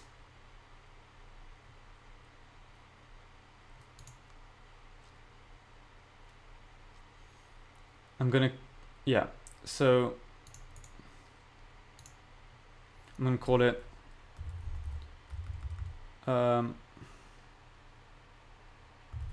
click unit move is what I'm going to call it. And there's going to be a whole load of click scripts, which are going to be like click unit rock and like stuff like that. And essentially they'll all take the same things. This one will take a unit. They'll all take this exact same thing. They'll take and they'll take an object you clicked on, and they'll also take a mouse X and a mouse Y. I guess I'll rename those to like I have a better idea. Okay, let's keep it like this. Then inside O unit, okay, I didn't think this completely through, but it should work. Actions, when you click on nothing, I want to make it equal to click unit move. Click unit move is actually, yeah, I mean, sure, objects, which should be nothing. Hopefully. it just needs it because of how we're gonna do things later. So var unit equals argument 0, var I mean this shouldn't be object, just be instance click on. Let's call this click on, and then click on equals argument 1, and essentially we're just gonna call move unit to unit mouse x mouse y. Now inside my, so this is my unit which has this by default. If I now go to my unit control, I then get what is under the mouse at that position. So I'm going to say var click on equals collision point 0 0 x mouse y. Let's create a new object, kind of like a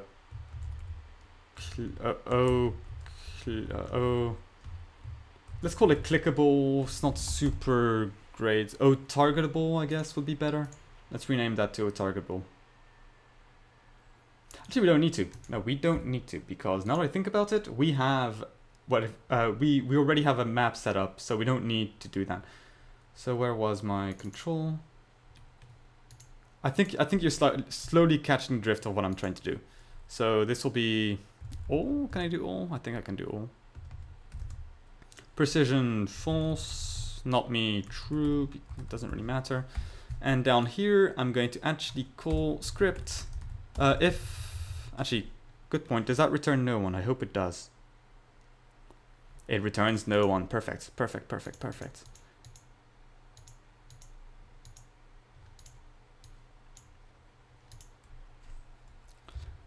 So I can do var script equals unit dot actions at click on dot object index,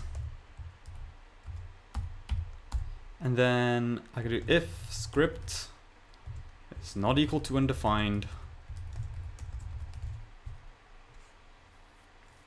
and then script execute script and click on, which now means that I can change my I can change the actions super easy for different kinds of units, right?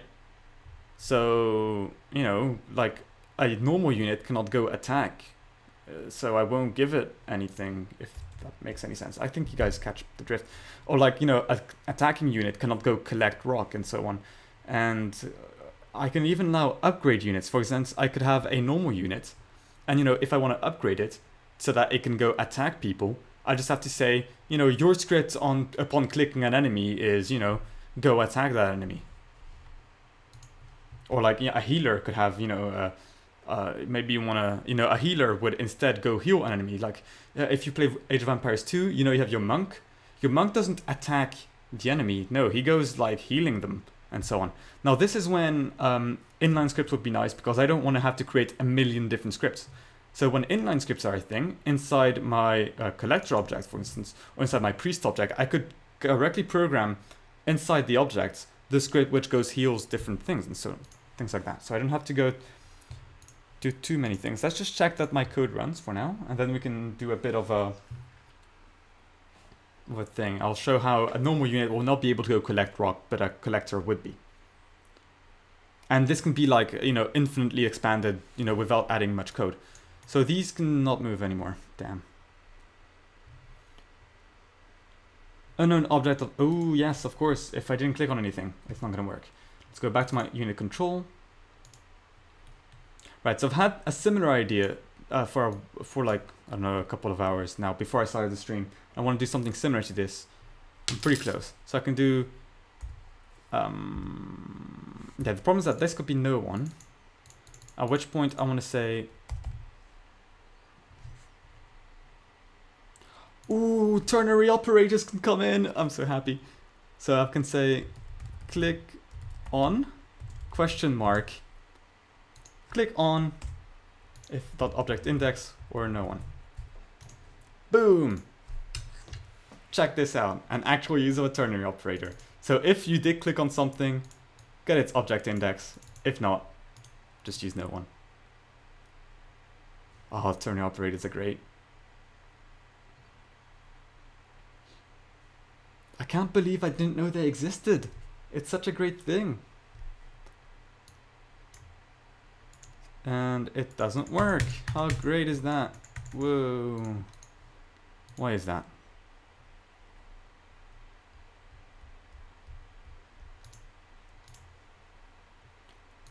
My unit has actions known.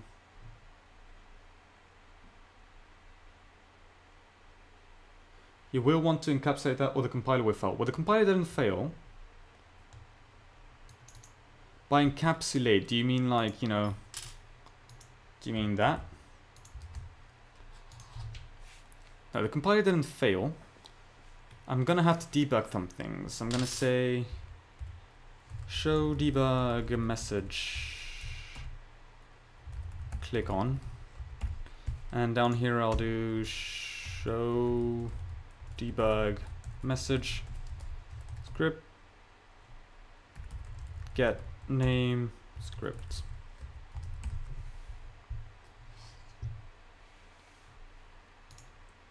The compiler will. So this is fine, right? Or do I need to make a new variable for it?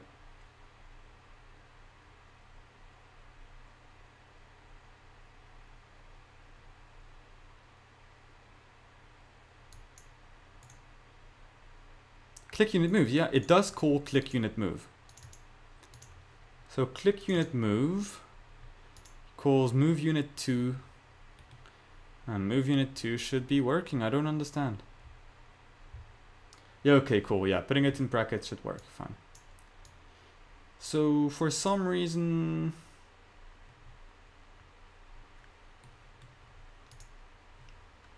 I don't understand. This is showing the right script. It says down here it's calling click unit move, and then it executes click. Oh, of course, it should be unit comma click unit move. Also, my color coding is dead. It always happens. I normally need to restart the IDE when that happens. I'm not going to because it takes too long. And I can live without color coding. I mean, we've lived without color coding for a really long time, so. Okay, it works, yeah. Yeah, that was the problem. I didn't call it properly. But now, see, if I click on the rock, like on this rock over here, it doesn't really know what it's supposed to do. But if I click here, it knows what it's supposed to do. Great. So I can remove my debug scripts. I don't need them anymore.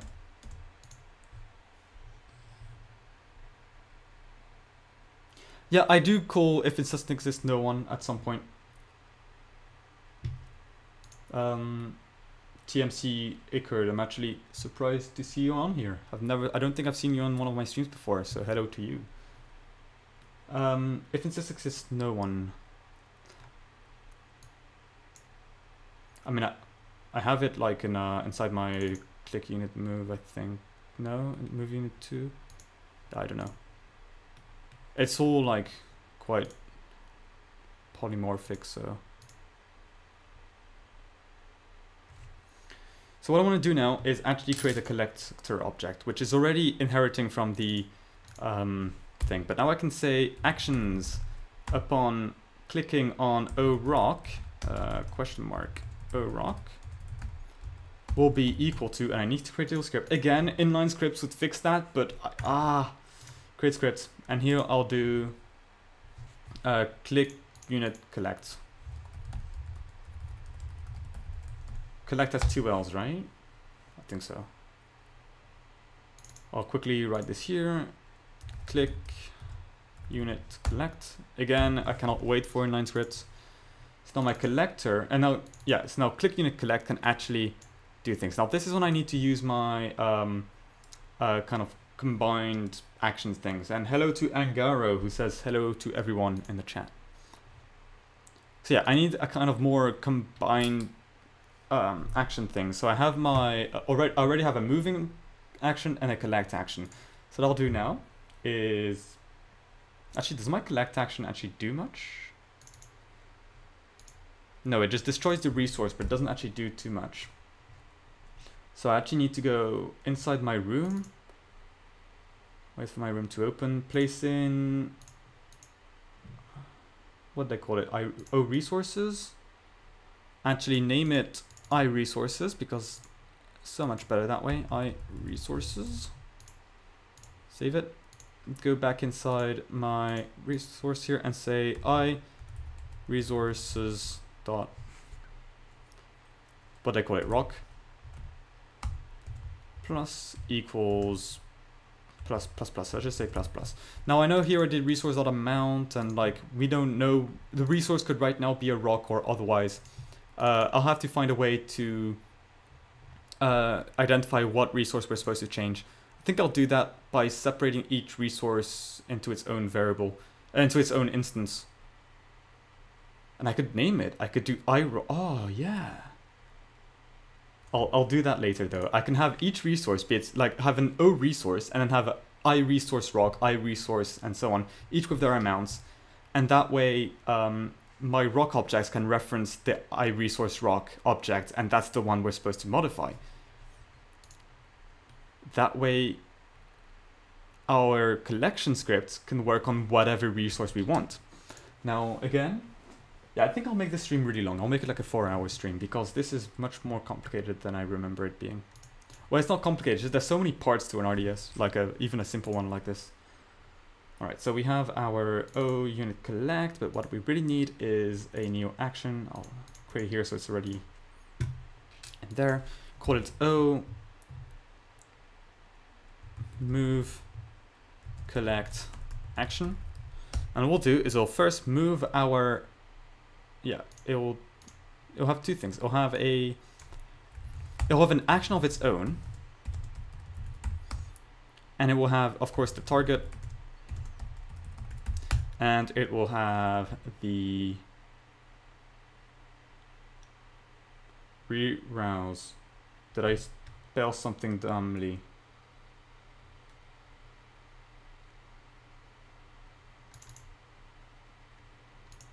Resrouse, yeah. Resources. Yeah, cool. Thanks. I'm so bad at spelling. So, yeah. I'm gonna switch to my earbuds because my headphones are starting to kill my ears. I don't know why I have them on. I can't hear anything. I'll just remove them. They're pretty much useless, actually. I wasn't listening to anything. I'm just so used to using them when I'm recording. So, and we want the resource we actually want to target, and I think that's it. What I can do then is inside the create event, the step event, sorry. ID is starting to chug a little.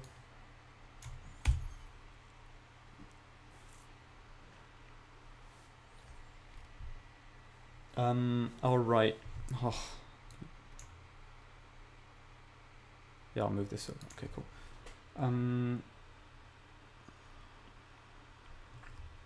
Actually, you know, whatever. It doesn't need a description. I'm so tired of descriptions. Yeah. I want to first say if we do not have a action. Actually, I'll do if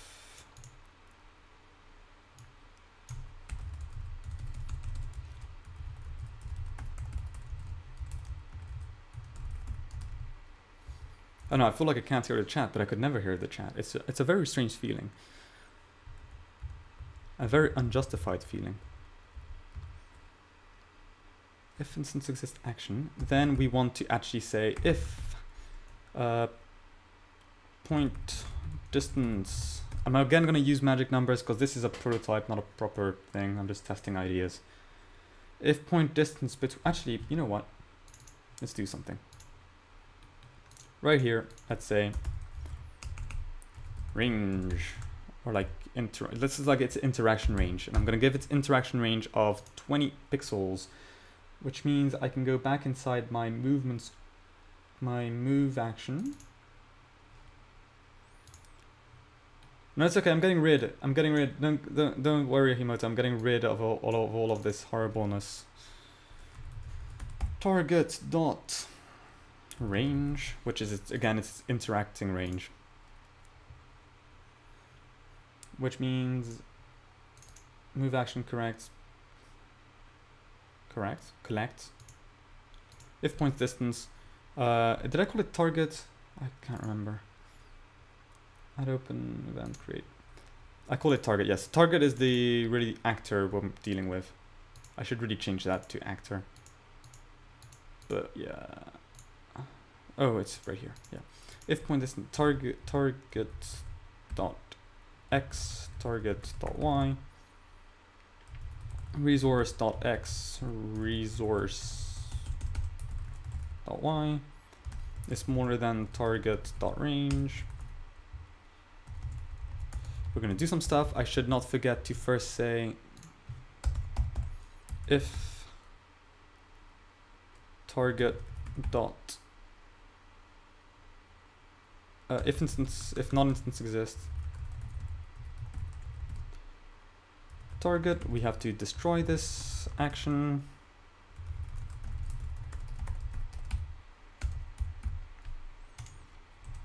Here we're going to say right. If this super action doesn't have a sub action, then we need to calculate what the sub action should be. So if we're actually in range, we're going to say action equals instance create layer. Position doesn't matter, layer doesn't matter.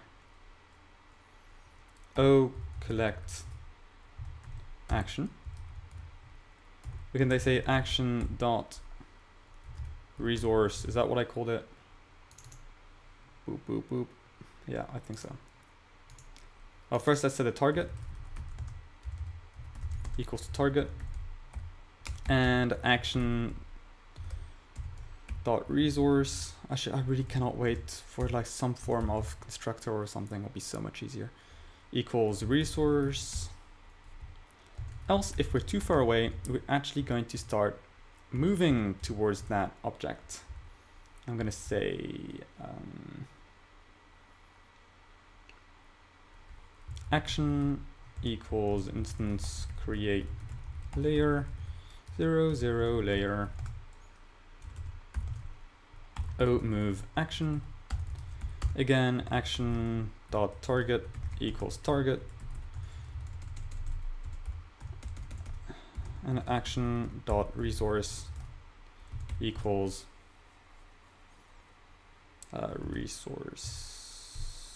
No, there's no resource. There's a target. Action dot dest x is equal to resource dot x. Action dot dest y equals resource dot y. And before I also forget, this should be if not this and instance right here. Resource. I'm starting to feel quite confident about this code. Whatever. And that should be good.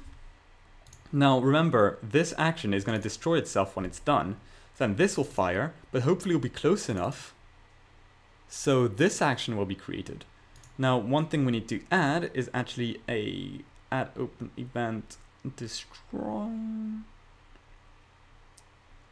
a cleanup, and here we want to say, you know, destroy sub events, and I want to say, or actions I guess they're called, and I can do instance destroy action, boom, and that should work. I think it's done. Move connect actions should be all good.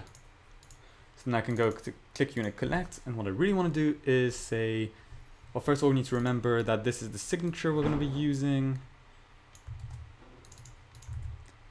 I'm going to rename this resource.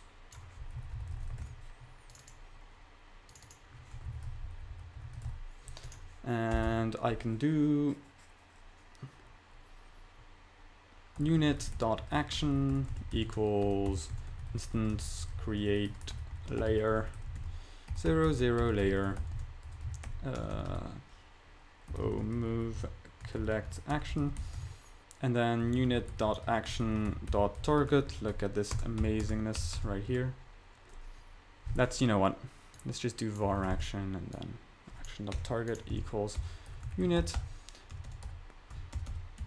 action.resource equals resource. I don't remember how you pronounce this word.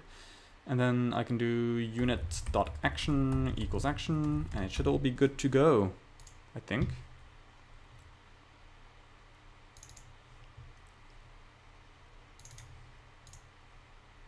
Action target what's target? What's action? Oh yeah, action. Yeah. Okay, yeah. No, I remember. Oh, I keep pressing the wrong button. And so if I have that, I can go back to my collector. I'm gonna give my collector a different. Okay, I'm gonna give it the attack sprite for now, so we can differentiate them. Let's go into here. Move all collectors in here, and only all collectors. Let's delete a couple of these, but only all collectors will be able to collect from rock, and our normal sprites will not be able to. I do anticipate a problem right now, and it's that you cannot path to the middle of our rock. And I'll go to the top left corner if I set up things up correctly. I'll have to I have to create a script to get the outermost thing. But you see, this can move, he can move, but if I click him and select the rock, it doesn't want to go there. If I use the pink guy, he will go to 0 0. Now the reason he's going to 0 0 is he's not able to path to the center point. Also I should really create this action constructor system, because I forgot to do something important. See, click unit move, uses move unit 2, which does destroy the unit action. Right here, I should also destroy the unit action. So I should say instance destroy. Yeah, I set it up for the stream. So I do put up the font higher so that, in my videos and my streams, anything, it's clearer. I don't tend to use Game Maker outside of this setting anymore, so I pretty much only stream with it or record with it. So I use this size. If I were gonna work on a project for a longer time, I'll turn it down to something like what is it? Oops. Cancel this. Ugh. Fat fingers. I'll put it somewhere around here, maybe a bit bigger. Yeah, but I'll put it back up to something that's better for the stream, like this. Especially since I stream at 720p and everything, I prefer to have larger text for you guys. Yeah, so what I need now is a script that gets us like the nearest point outside an object. So I'm gonna say nearest surface point, I'm gonna call it nearest surface point. Do I find how? Yeah, I guess it does as well. Like font size does help controlling my block size. I don't tend. Okay, so the regions, everyone's like going mad about them. I say if you need regions, your code is too long. Split it up into scripts. Seriously, like if your script is like 100 lines long, it's too long. Unless you have like 100 lines of like data and stuff like that. But at that point, you should really be using an external file or something. I don't know. Long scripts are bad. They're hard to read. They're difficult to understand. You're probably reusing code and so on. This isn't right. There. I just created a script. I can't. This surface point. So this will return the nearest point on surface of an object here, of an instance, to a point. Boom. Super cryptic, hard to understand, but it's basically gonna take a instance and a point. So x and y. And I'm going to say var inst equals argument 0, var underscore x equals argument 1, var, actually I'm probably going to rename this point x because I'm going to use underscore x and underscore y later. Alright, so now we want to start at the center of the instance. I'm going to say var underscore x equals inst.x. I'm going to assume the instance exists. I should be checking, but in GameMaker you should be checking everything, and at some point it's just too much. I'm also going to need some more tea, so, oh, but it's going to make too much noise. I'll just drink water. I'll be back in a bit.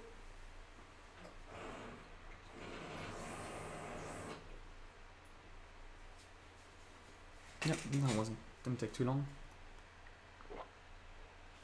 My sink is literally not right next to me, so yeah. I'm gonna say var dx is equal to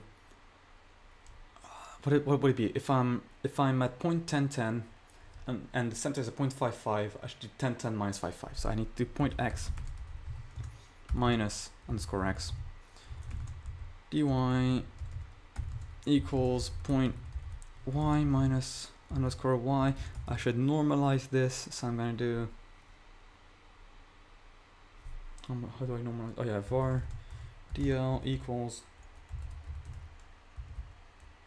dx times dx plus dy times dy, and I do dx if this right here, if dx is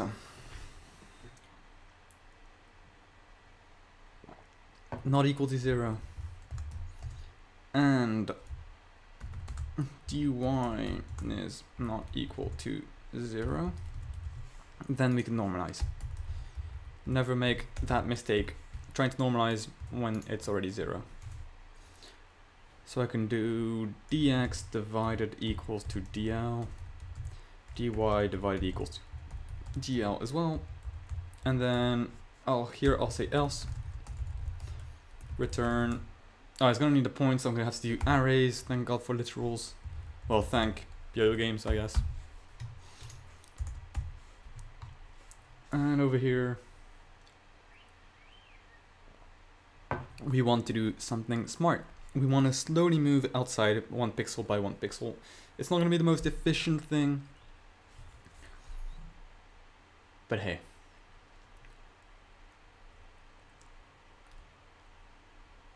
While point collision point. Okay, so this is not going to be great because I could use collision line, couldn't I? Oh, that doesn't give you a position though. Never mind. The problem with this is that if the nearest point is inside another instance, you would need to find another point.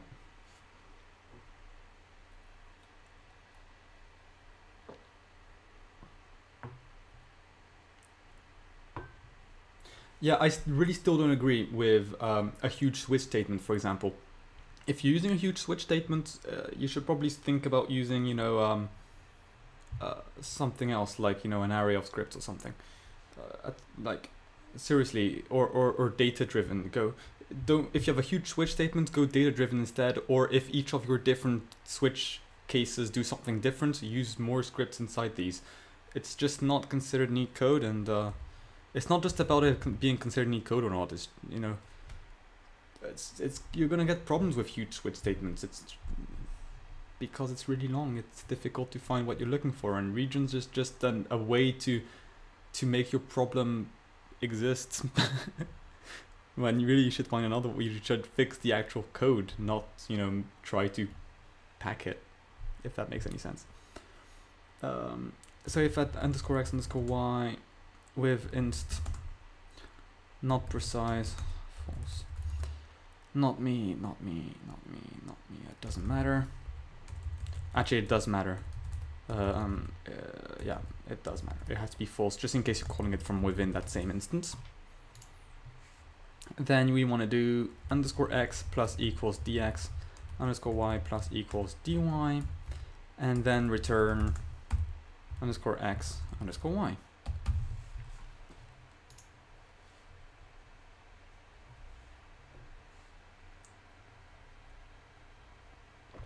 I wouldn't use user events because they're not named.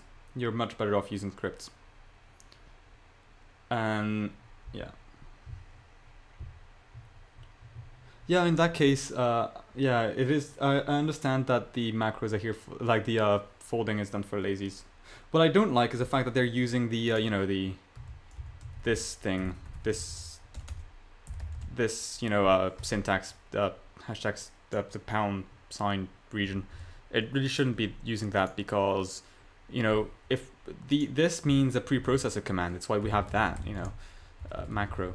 And really, if you're talking with the IDE, not with the compiler or the pre-compiler or anything like that, you really shouldn't be using your you really shouldn't be using the same syntax.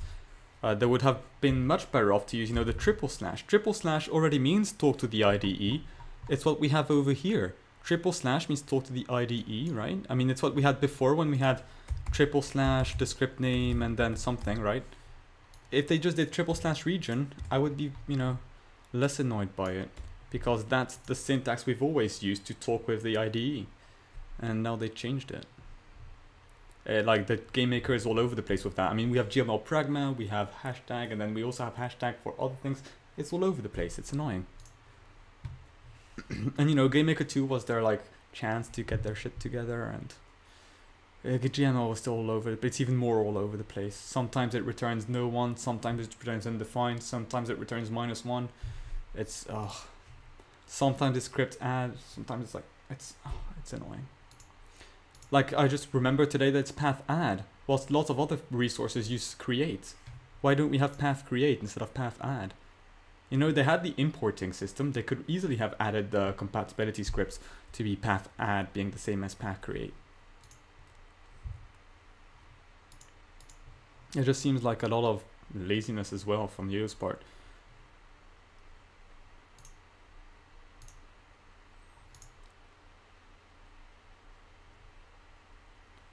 Alright. I can't remember what I was doing. Oh yeah. I had nearest surface point, which means that my move collect.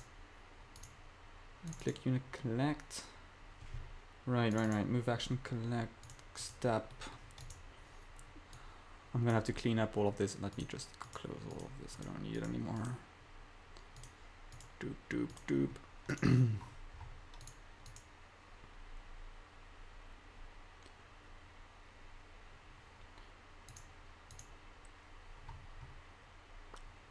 This is my moving.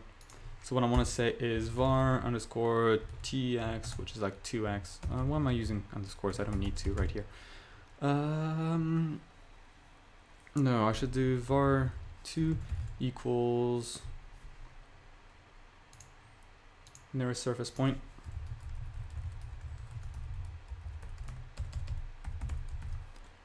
The instance is resource. X is target.x, target.y. And then I can do this equals 2 at position 0 and 2 at position 1. Also, they should add for like actual vectors and vector maps, and I think would be great.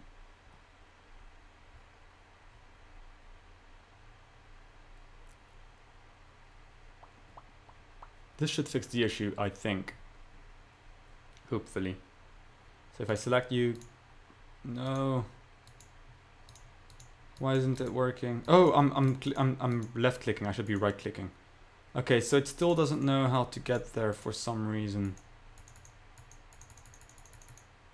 Oh.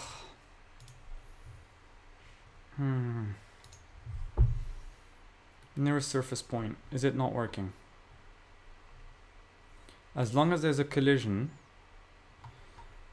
Did I set this up correctly? Point x minus x. So if I want to be here. Yeah, I think that's set up correctly.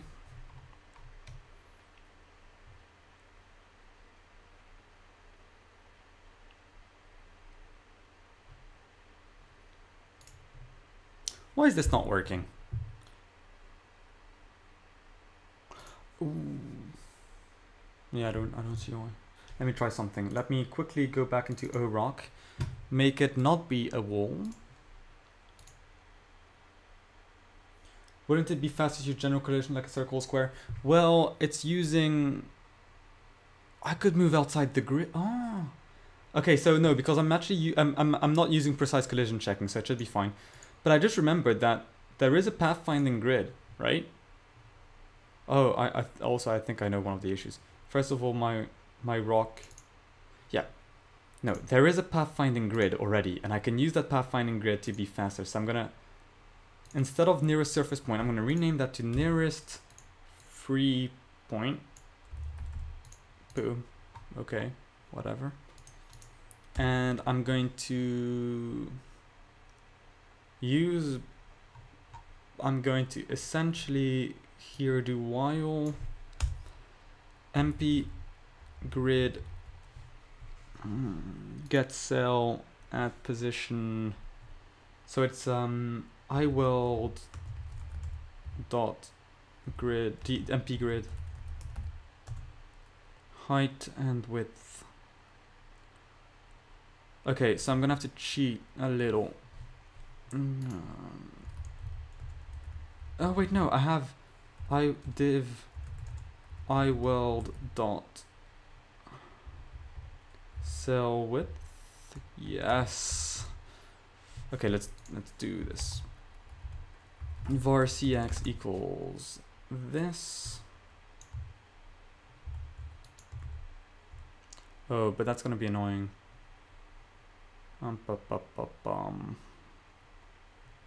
Yeah, no. That's gonna be annoying because I'm gonna have to recalculate CX every time. So I'm sorry, I'm gonna probably go over the 80 column. But that's what we get for not having nice methods available.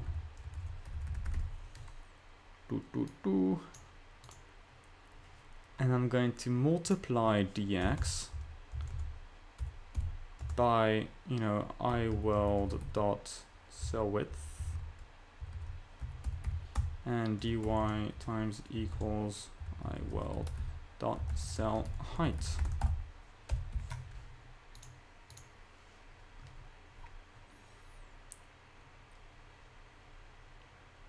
So now it's going to be using the grid for collision instead, which should be nicer in a way. Oh yeah, I renamed the script, so I have to go back inside here. Nearest, what did I call it? 3 point? Sure. And this should deal with a couple things nicely as well.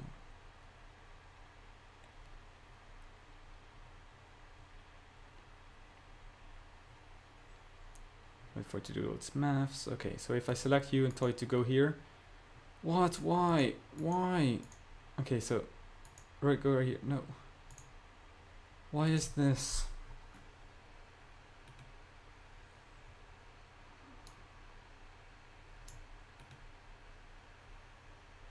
I don't know.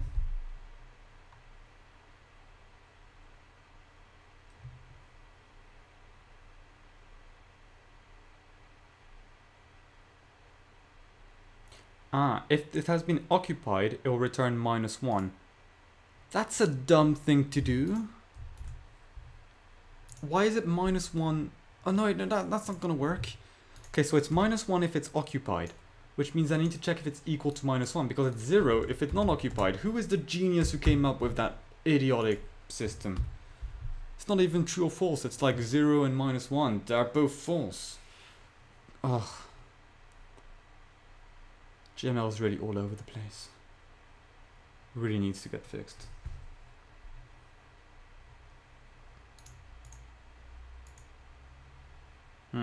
Why did that work?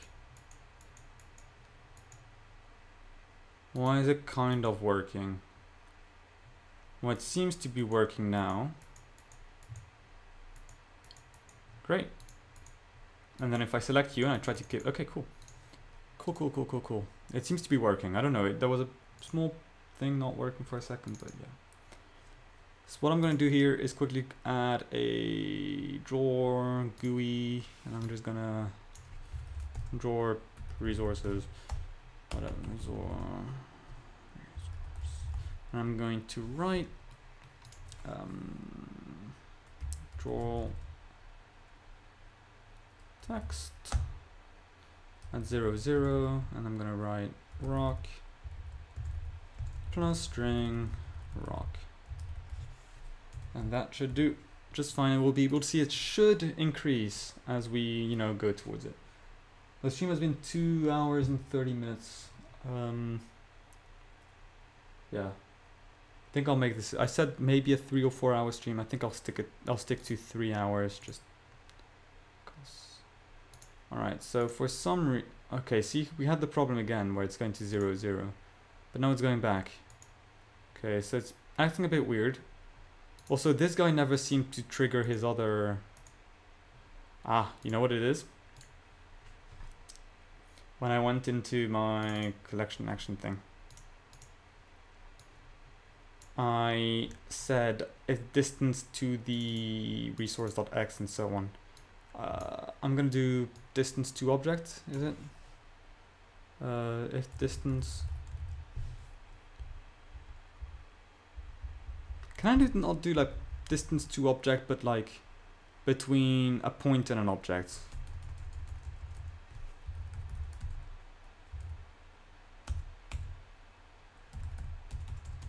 This is annoying.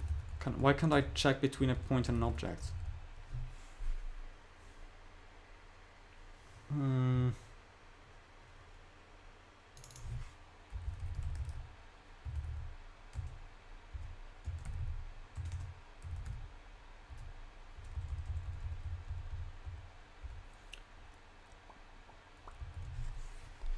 So there's probably another way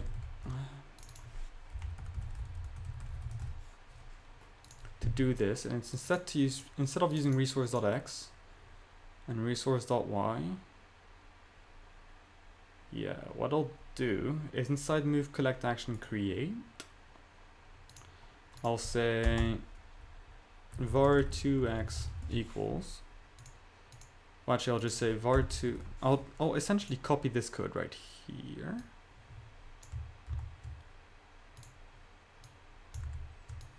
And I can now back here say 2, 0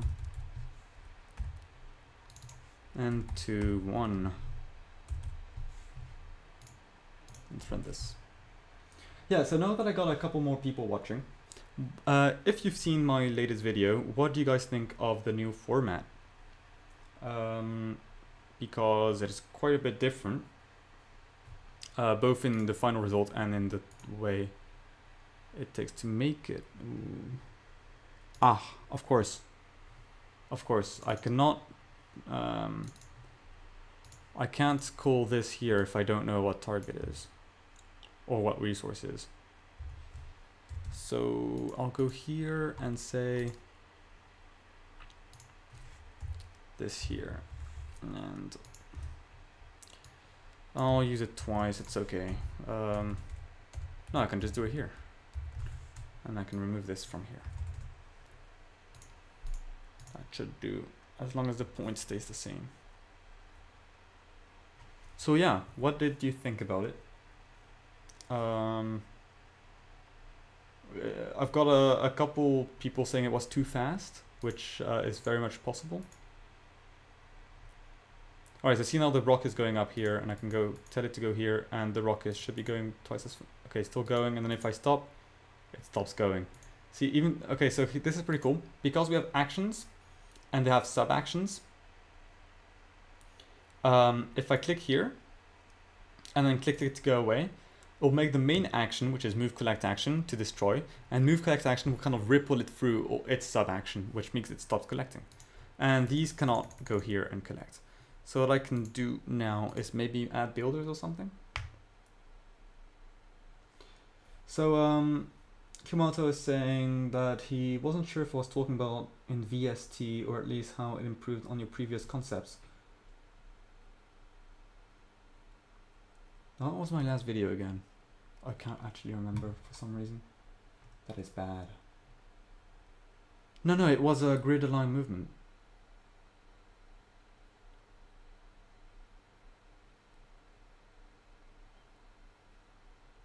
Alright, so the format was fine, but I could have glossed over some parts that would have added more clarity. Yeah, I guess. VST. What? Sorry, can you just tell me what, which one you were talking about then? With target d equals distance to object obj. Yeah. The thing is, occurred. I'm gonna just pronounce it that way. I don't want to do that because it means it's one more line, one more variable, and it's one more with. It's yeah. Variable state transitions. Oh, okay. This one is I think it's a really important one. It's a bit of injection, I guess, dependency injection with it. It means you can change your state, make a script. Ooh, good point. Yeah, if I make it as its own script, then fair enough, I could do that. With target, return distance to object. I could just do that. Wait, no, that's not the point. No, that's not the point, because I don't want just distance to object. I want distance from a point. I want it from a certain point. Though I guess in this case I don't need a certain point. Wait. Yeah, no, I could use distance to object actually.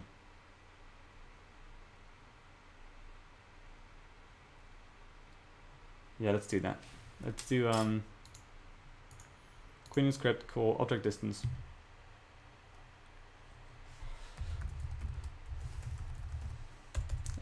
I'm not. It's probably less efficient than what I have now that I pre-calculate stuff, but whatever. Point to object. Point to. See, point to object doesn't exist. I looked for a couple of things. Point distance. Point. I didn't find anything, so. Yeah, I'll copy your line of code right here. Boop, and I'll do return. That should work, right? With, I'm not gonna bother making this a full-fledged code thing because I am lazy. Oh, it doesn't like it.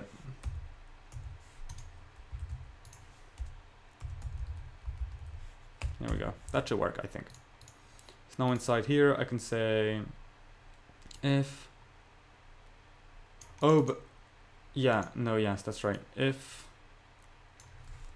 object distance between my target and my resource, and you can go back down here.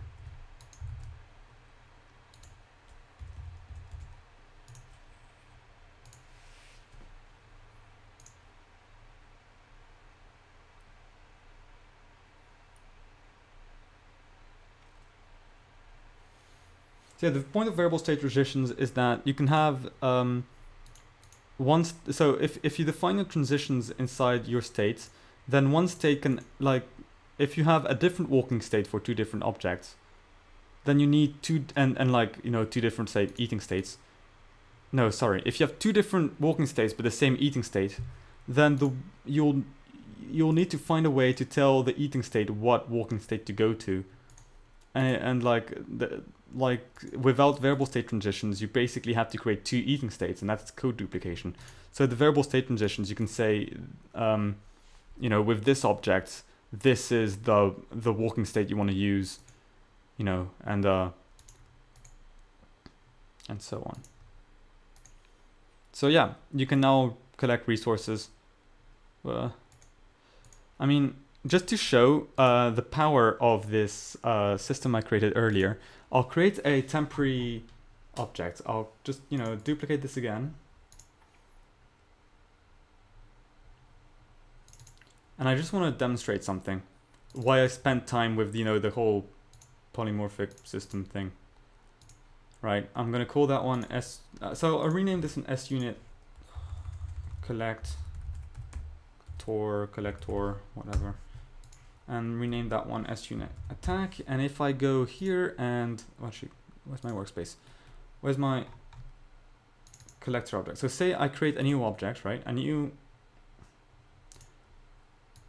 O attack, and I give it a the attack script and its parent being the unit script. I can now give it the ability to destroy the rock, and really easily. So I can just go in here, create event inherited,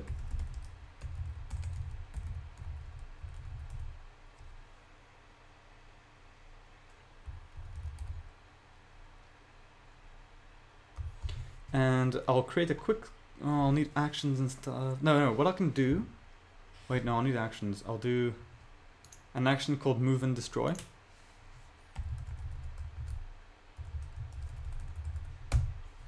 Right, which is going to be basically the same as this. By the way, I think I'll end the stream fairly soon. I'm not going to do building and everything. It's just a whole new system to implement. I guess this is more like units and stuff. I'll basically copy this thing here. Go back to move and destroy and paste it in.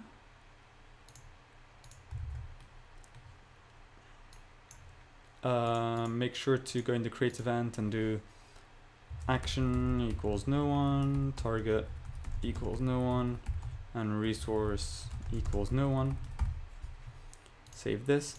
And then down here, instead of creating yet another action, which is just, something to deal with, I'll do, okay, I just realized a bug in the previous action, but whatever. As long as you guys don't notice, it's fine. I'll do instance destroy. Whoops, that's the wrong one. I need to keep this one, but change this one. I'll do instance destroy resource and instance destroy this action. No, cancel that, save that. Which means that I can now go into here, create a new script, call it click unit destroy, and I'll just do click unit collect. I'll basically copy this code over here, but paste it here, and instead of creating the collect action, I'll do the destroy action. Okay, let's rename this to move destroy action.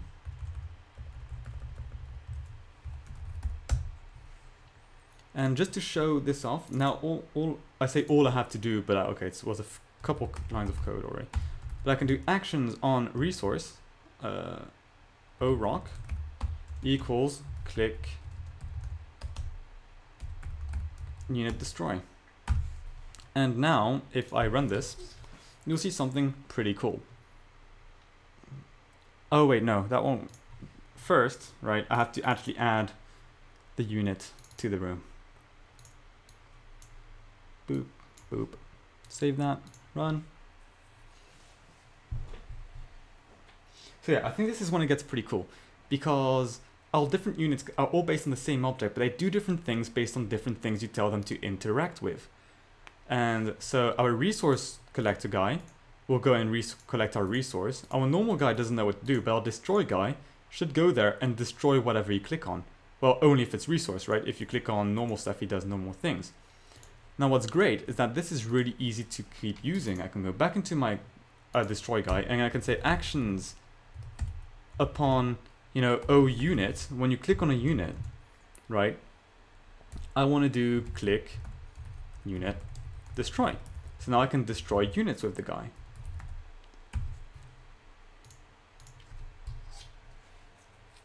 So now, right, just with, that,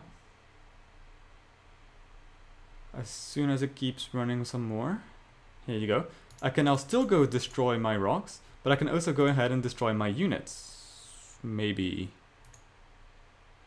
Ooh, and it doesn't like that. Oh, okay, yeah. Click unit destroy. Do you actually?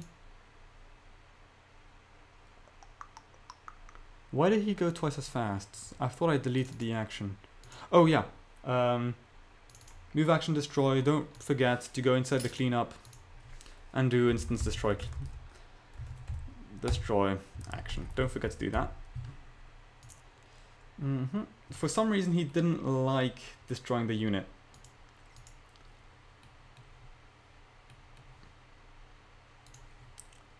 Why is that? So yeah, it's I have to remember how to set stuff up. I did forget something. Normally what I would do is create, so I had at some point a kind of a action actor work, like a setup thing where I had all my chains, I had all my parallel actions and so on, which meant I could call like parallel this, or chain this, and give them conditions and everything. It worked pretty well. It made it much easier to set up. The problem is that I ended up with the problem with this system is that you end up with huge resource tree hogs, like, you know. And yeah, as with any of these systems, you always need to remember how you set things up. Also, I'm not quite sure why it doesn't like interactive with the unit. I mean, I did name it resource, but it shouldn't really matter what it's named. Instant destroy resource, instant destroy itself. Maybe nearest free point. Oh, wait, It probably doesn't like nearest free point, but it should work. It was pretty close to it. Oh, could it be? It started going around. Okay, so move action started going around the player, and so it never got in range. And so the action never destroyed. Move action never stopped doing its thing. Hang on, let's try that again. The thing is, move action never stopped moving because it never was able to go at the same point as the thing. So if I grabbed him, he's still able to destroy this. Yeah, no, see, he keeps orbiting around it because the move action never ends. Which is strange, because if I select multiple people, multiple units, see, they're able to find a stable point. See, I can tell them to go there, and then can you not? Okay, so he attack this guy? No. So like, it's definitely triggering the right event. It's just not stopping to move.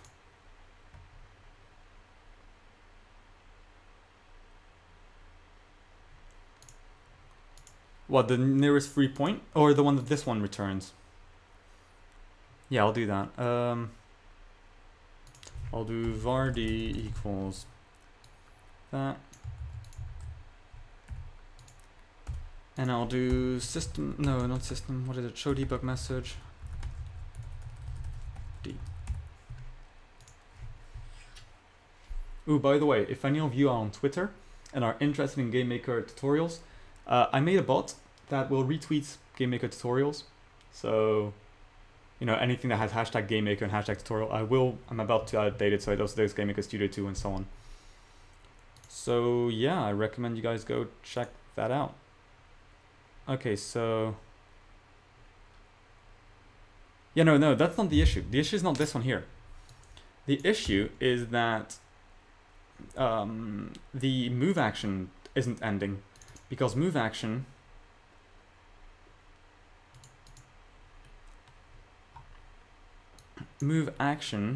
wants to go at the very center of the guy, because nearest free point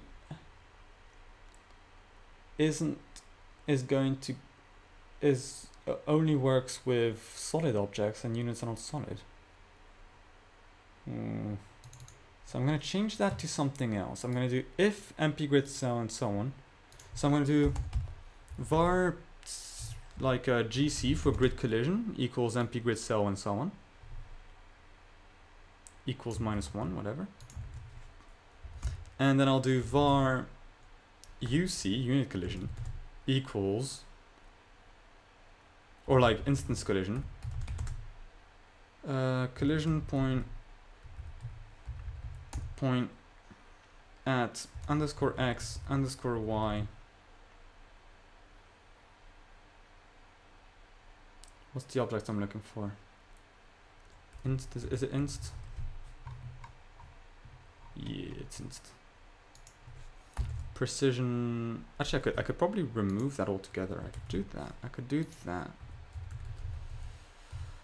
False and false. And I see. That may fix things. So yeah, I made a Twitter bot. It retweets tutorials. I called it GM_tutorials_bot, I think. So yeah. Okay, yeah, it's not liking any of this. It doesn't like it.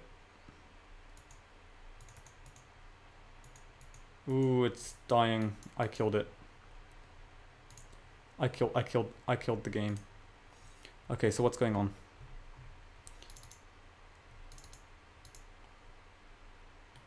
Collision point returns instance or no one. So while where is it? While RC is not equal to no one.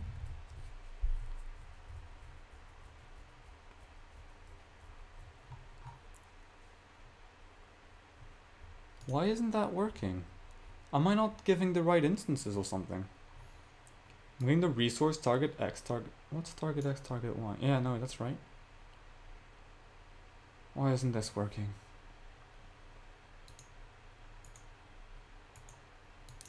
And I killed it again. Why is it freezing all of a sudden? This shouldn't freeze. Seriously, why is it freezing?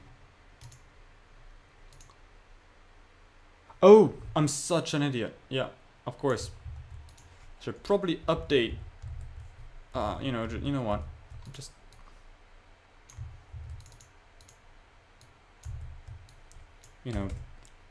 because I got the collision at first and I was just looping on that same collision. That was pretty dumb of me.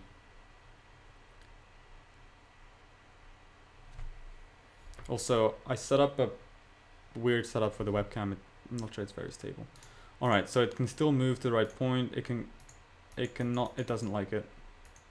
Oh wait, it did like that though. Okay, that works. So now units do work, but it doesn't like dealing with the big rocks anymore. I'm gonna try something with the rocks. I'm gonna try centering the sprite. I think I'm just gonna get that to work and then call it a night because it's getting late.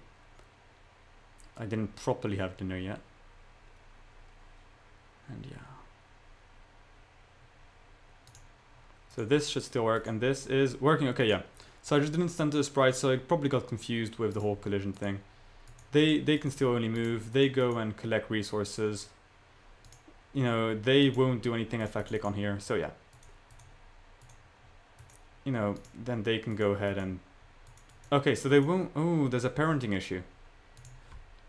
The trouble we have here, right, is that... And I know how to fix that. I'll fix that. Is that OAttack specifically says a unit object.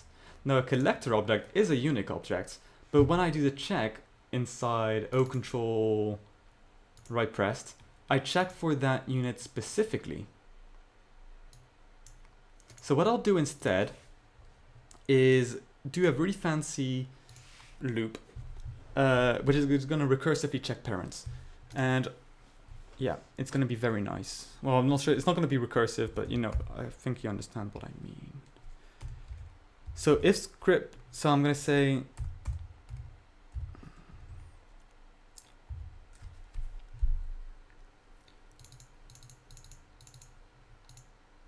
actually going to say if click on is not equal to no one, then we're gonna, so var script equals no one equals what am I doing? I want to get unit actions for, yeah, var, let's say var object equals click on dot object index, and if object is not equal to none, then we'll say, yeah, I'm basically going to loop through the parent hierarchy so that I can get the, you know, I'm going to go up the parent hierarchy, and as soon as I find a script, it's good. And if I really don't find anything, I can stop. Wait, I want to check something. Is it a object get parent? Yes. On object.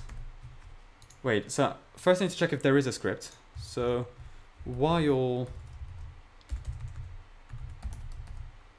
unit.actions at object. Now see here, the problem is that I'm going to move this up here. Boop. Boop. Now what does yeah, no, that should work. If object is not no one, then while unit.act, I'm going to say var script equals undefined. And I'll say while script equals undefined. Find and do this. Parent equals object get parent object. Oh, this wouldn't be no one, would it? Would it be no one? Yeah, it would be no one. No, wait. Yes, it would be no one. Yeah, it's no one. Yeah. And so let's just parenthesize this just to be safe. So as long as script is undefined and objects and parent. Okay, so what does this return? Does this return -1 or something? Boop, boop, boop, boop, boop. Returns what? This function gets you.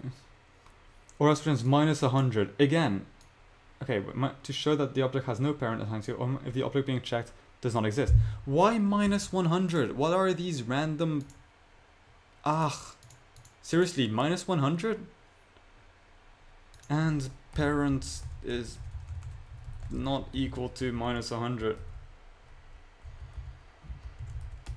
So if there is a parent, but there is no script, then script, script equals unit action object. Wait, no. Then we want to say object equals parent and script equals unit.actions object. And then down here, I now have my updated script, and so that should all work. I think that's fine. I think that works. I should really be reading through my code just to make sure it runs, but running it will do just fine as well.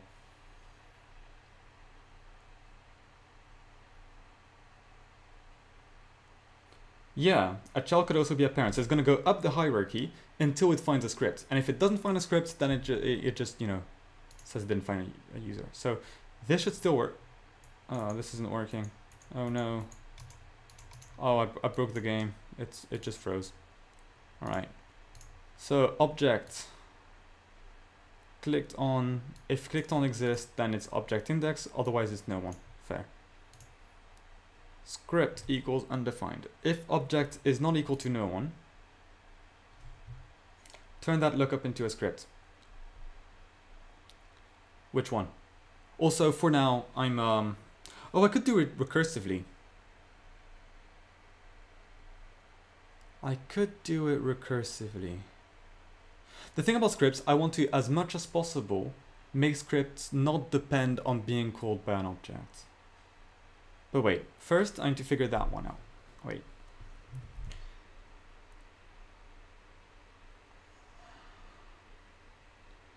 I want to figure out why it's not working. I should, okay, yeah, doing it recursively would be so much easier. I'm going to do it recursively. Because, man, it's so much easier. So I'm going to create new script. What am I going to call it? Get action. Get action, sure. And I'm gonna have add param, I'm gonna get a unit and add param click on. Right. Click on. Let's do get action for objects. For click on, and this would just so happen to be the object index, not the instance. I guess I could do click object. Here you go, whatever. Where is my code? I lost my code. Oh, it's right here.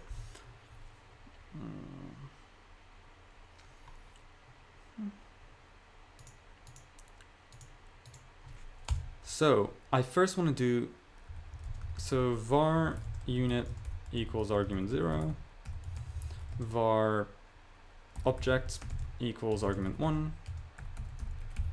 and then I can say if unit.actions at for object is equal to undefined,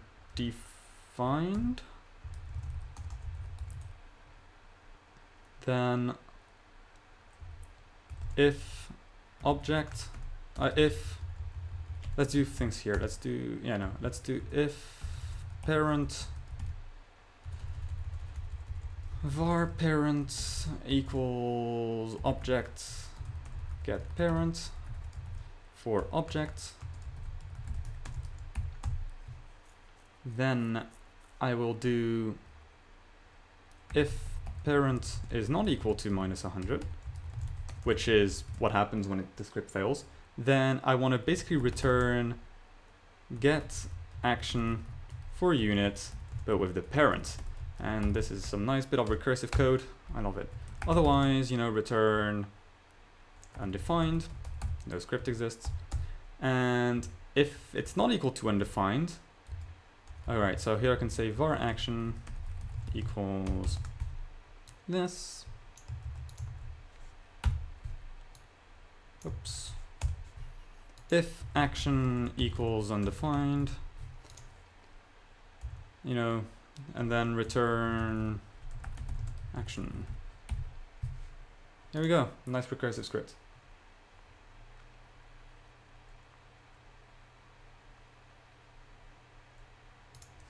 I could neaten it up a bit. Less checks. I could do if object equals -1, return undefined.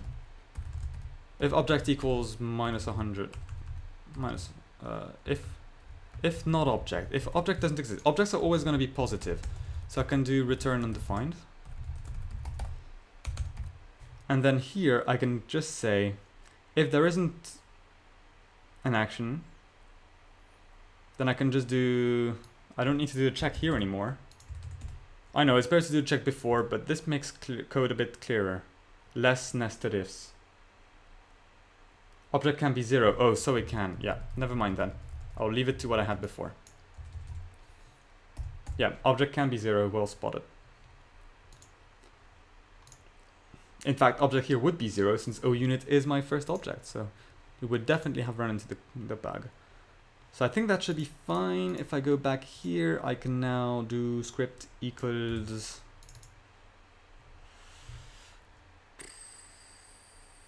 get action for unit with object. And I think that should work. Let's close the room. I don't need it. And it's just using up some screen space. All right. So this should still work. Yes, and this works. And now the ultimate test. Here we go. The instance hierarchy thing, the object hierarchy is working. Now there's still the problem that it sometimes doesn't. It gets really confused with where it's going. But here we go. And this guy is not able to do anything. Now, you can go on with this concept. The only problem I have now, like the only annoyance, which is a pretty big one with this system, is that you need to create a script and an action every time you want to add a new action. It's kind of long. However, if and when inline scripts are a thing, you won't have to create the script anymore, just the action. And there's no way around that action system. I mean, that's it. So yeah, I think I'll stop the live stream here. I just noticed one person just joined the stream, so I'm very sorry for you since we just end the stream. Oh, one thing you can do is also destroy other attack objects. I don't see why you couldn't. Now this guy is kind of left alone, he has nothing left to collect. So yeah, do a quick recap on like some code here I quite like. I'm actually quite happy with, you know, this whole action system here that you can just delegate different actions to. Since most of what you do in RTS is select a unit and tell it to do something with a resource or with, you know, an object. So this allows you to do it really simply. Not sure how I would do that on creation stuff. Oh, Joe Colvin, hello to you. Did I get the video software yet? Yes, I did. I got it a couple days ago. I basically got the Adobe Suits because I realized my since I'm a student, I can actually get a pretty good discount on it. So I got myself the license for that. Thank you very much, by the way. My latest video actually makes use of, I basically used Audition, I used Premiere and After Effects for it. Still getting used to it. It took me a bit of time to get used, but I think it's much faster to use that than what I was using before. Yeah, so go check that video out if you haven't, and tell me what you think, because I changed the format up. So now I'm doing a recording, and then I'm post-editing it with some voiceover and speeding up the footage, so that the video is not just me coding for a couple hours, you know. All right, yeah. So sorry, Joe, I'm actually stopping the stream here, but just for you, I'm going to show you what we created. It's basically the basics for unit movement in an RTS. So you can go ahead and select, you know, so like shift select some more units. That's like one of the first things we added. Then, you know, added some resources. So these units are not capable of going there, but these units can go there and start collecting resources. And you'll see this up here. And these units are able to, like, you know, kill different units and also kill, well, apparently get an error. Oh, I see. Yeah, so what happened here was what I was supposed to work on got deleted before I got time to do it. Anyhow, but what's really nice is that the way you define what different units can do is not in code, it's more like data driven. So you say, you know, if this unit is selected and you click on a rock, it will do, it will destroy, you know, the item. And if you click on a unit, it will destroy. However, the collector right here, in its create event, you say that if you click on a rock, you'll go there and collect the rock. And then the basic unit says, if you click on nothing, then you move. And all the other units inherit from that object. So yeah, so this is it for this. Yeah, that's basically it. There's also some clever-ish movement code so that they can avoid obstacles smartly and avoid each other in a more of a dumb way, so it's not too slow.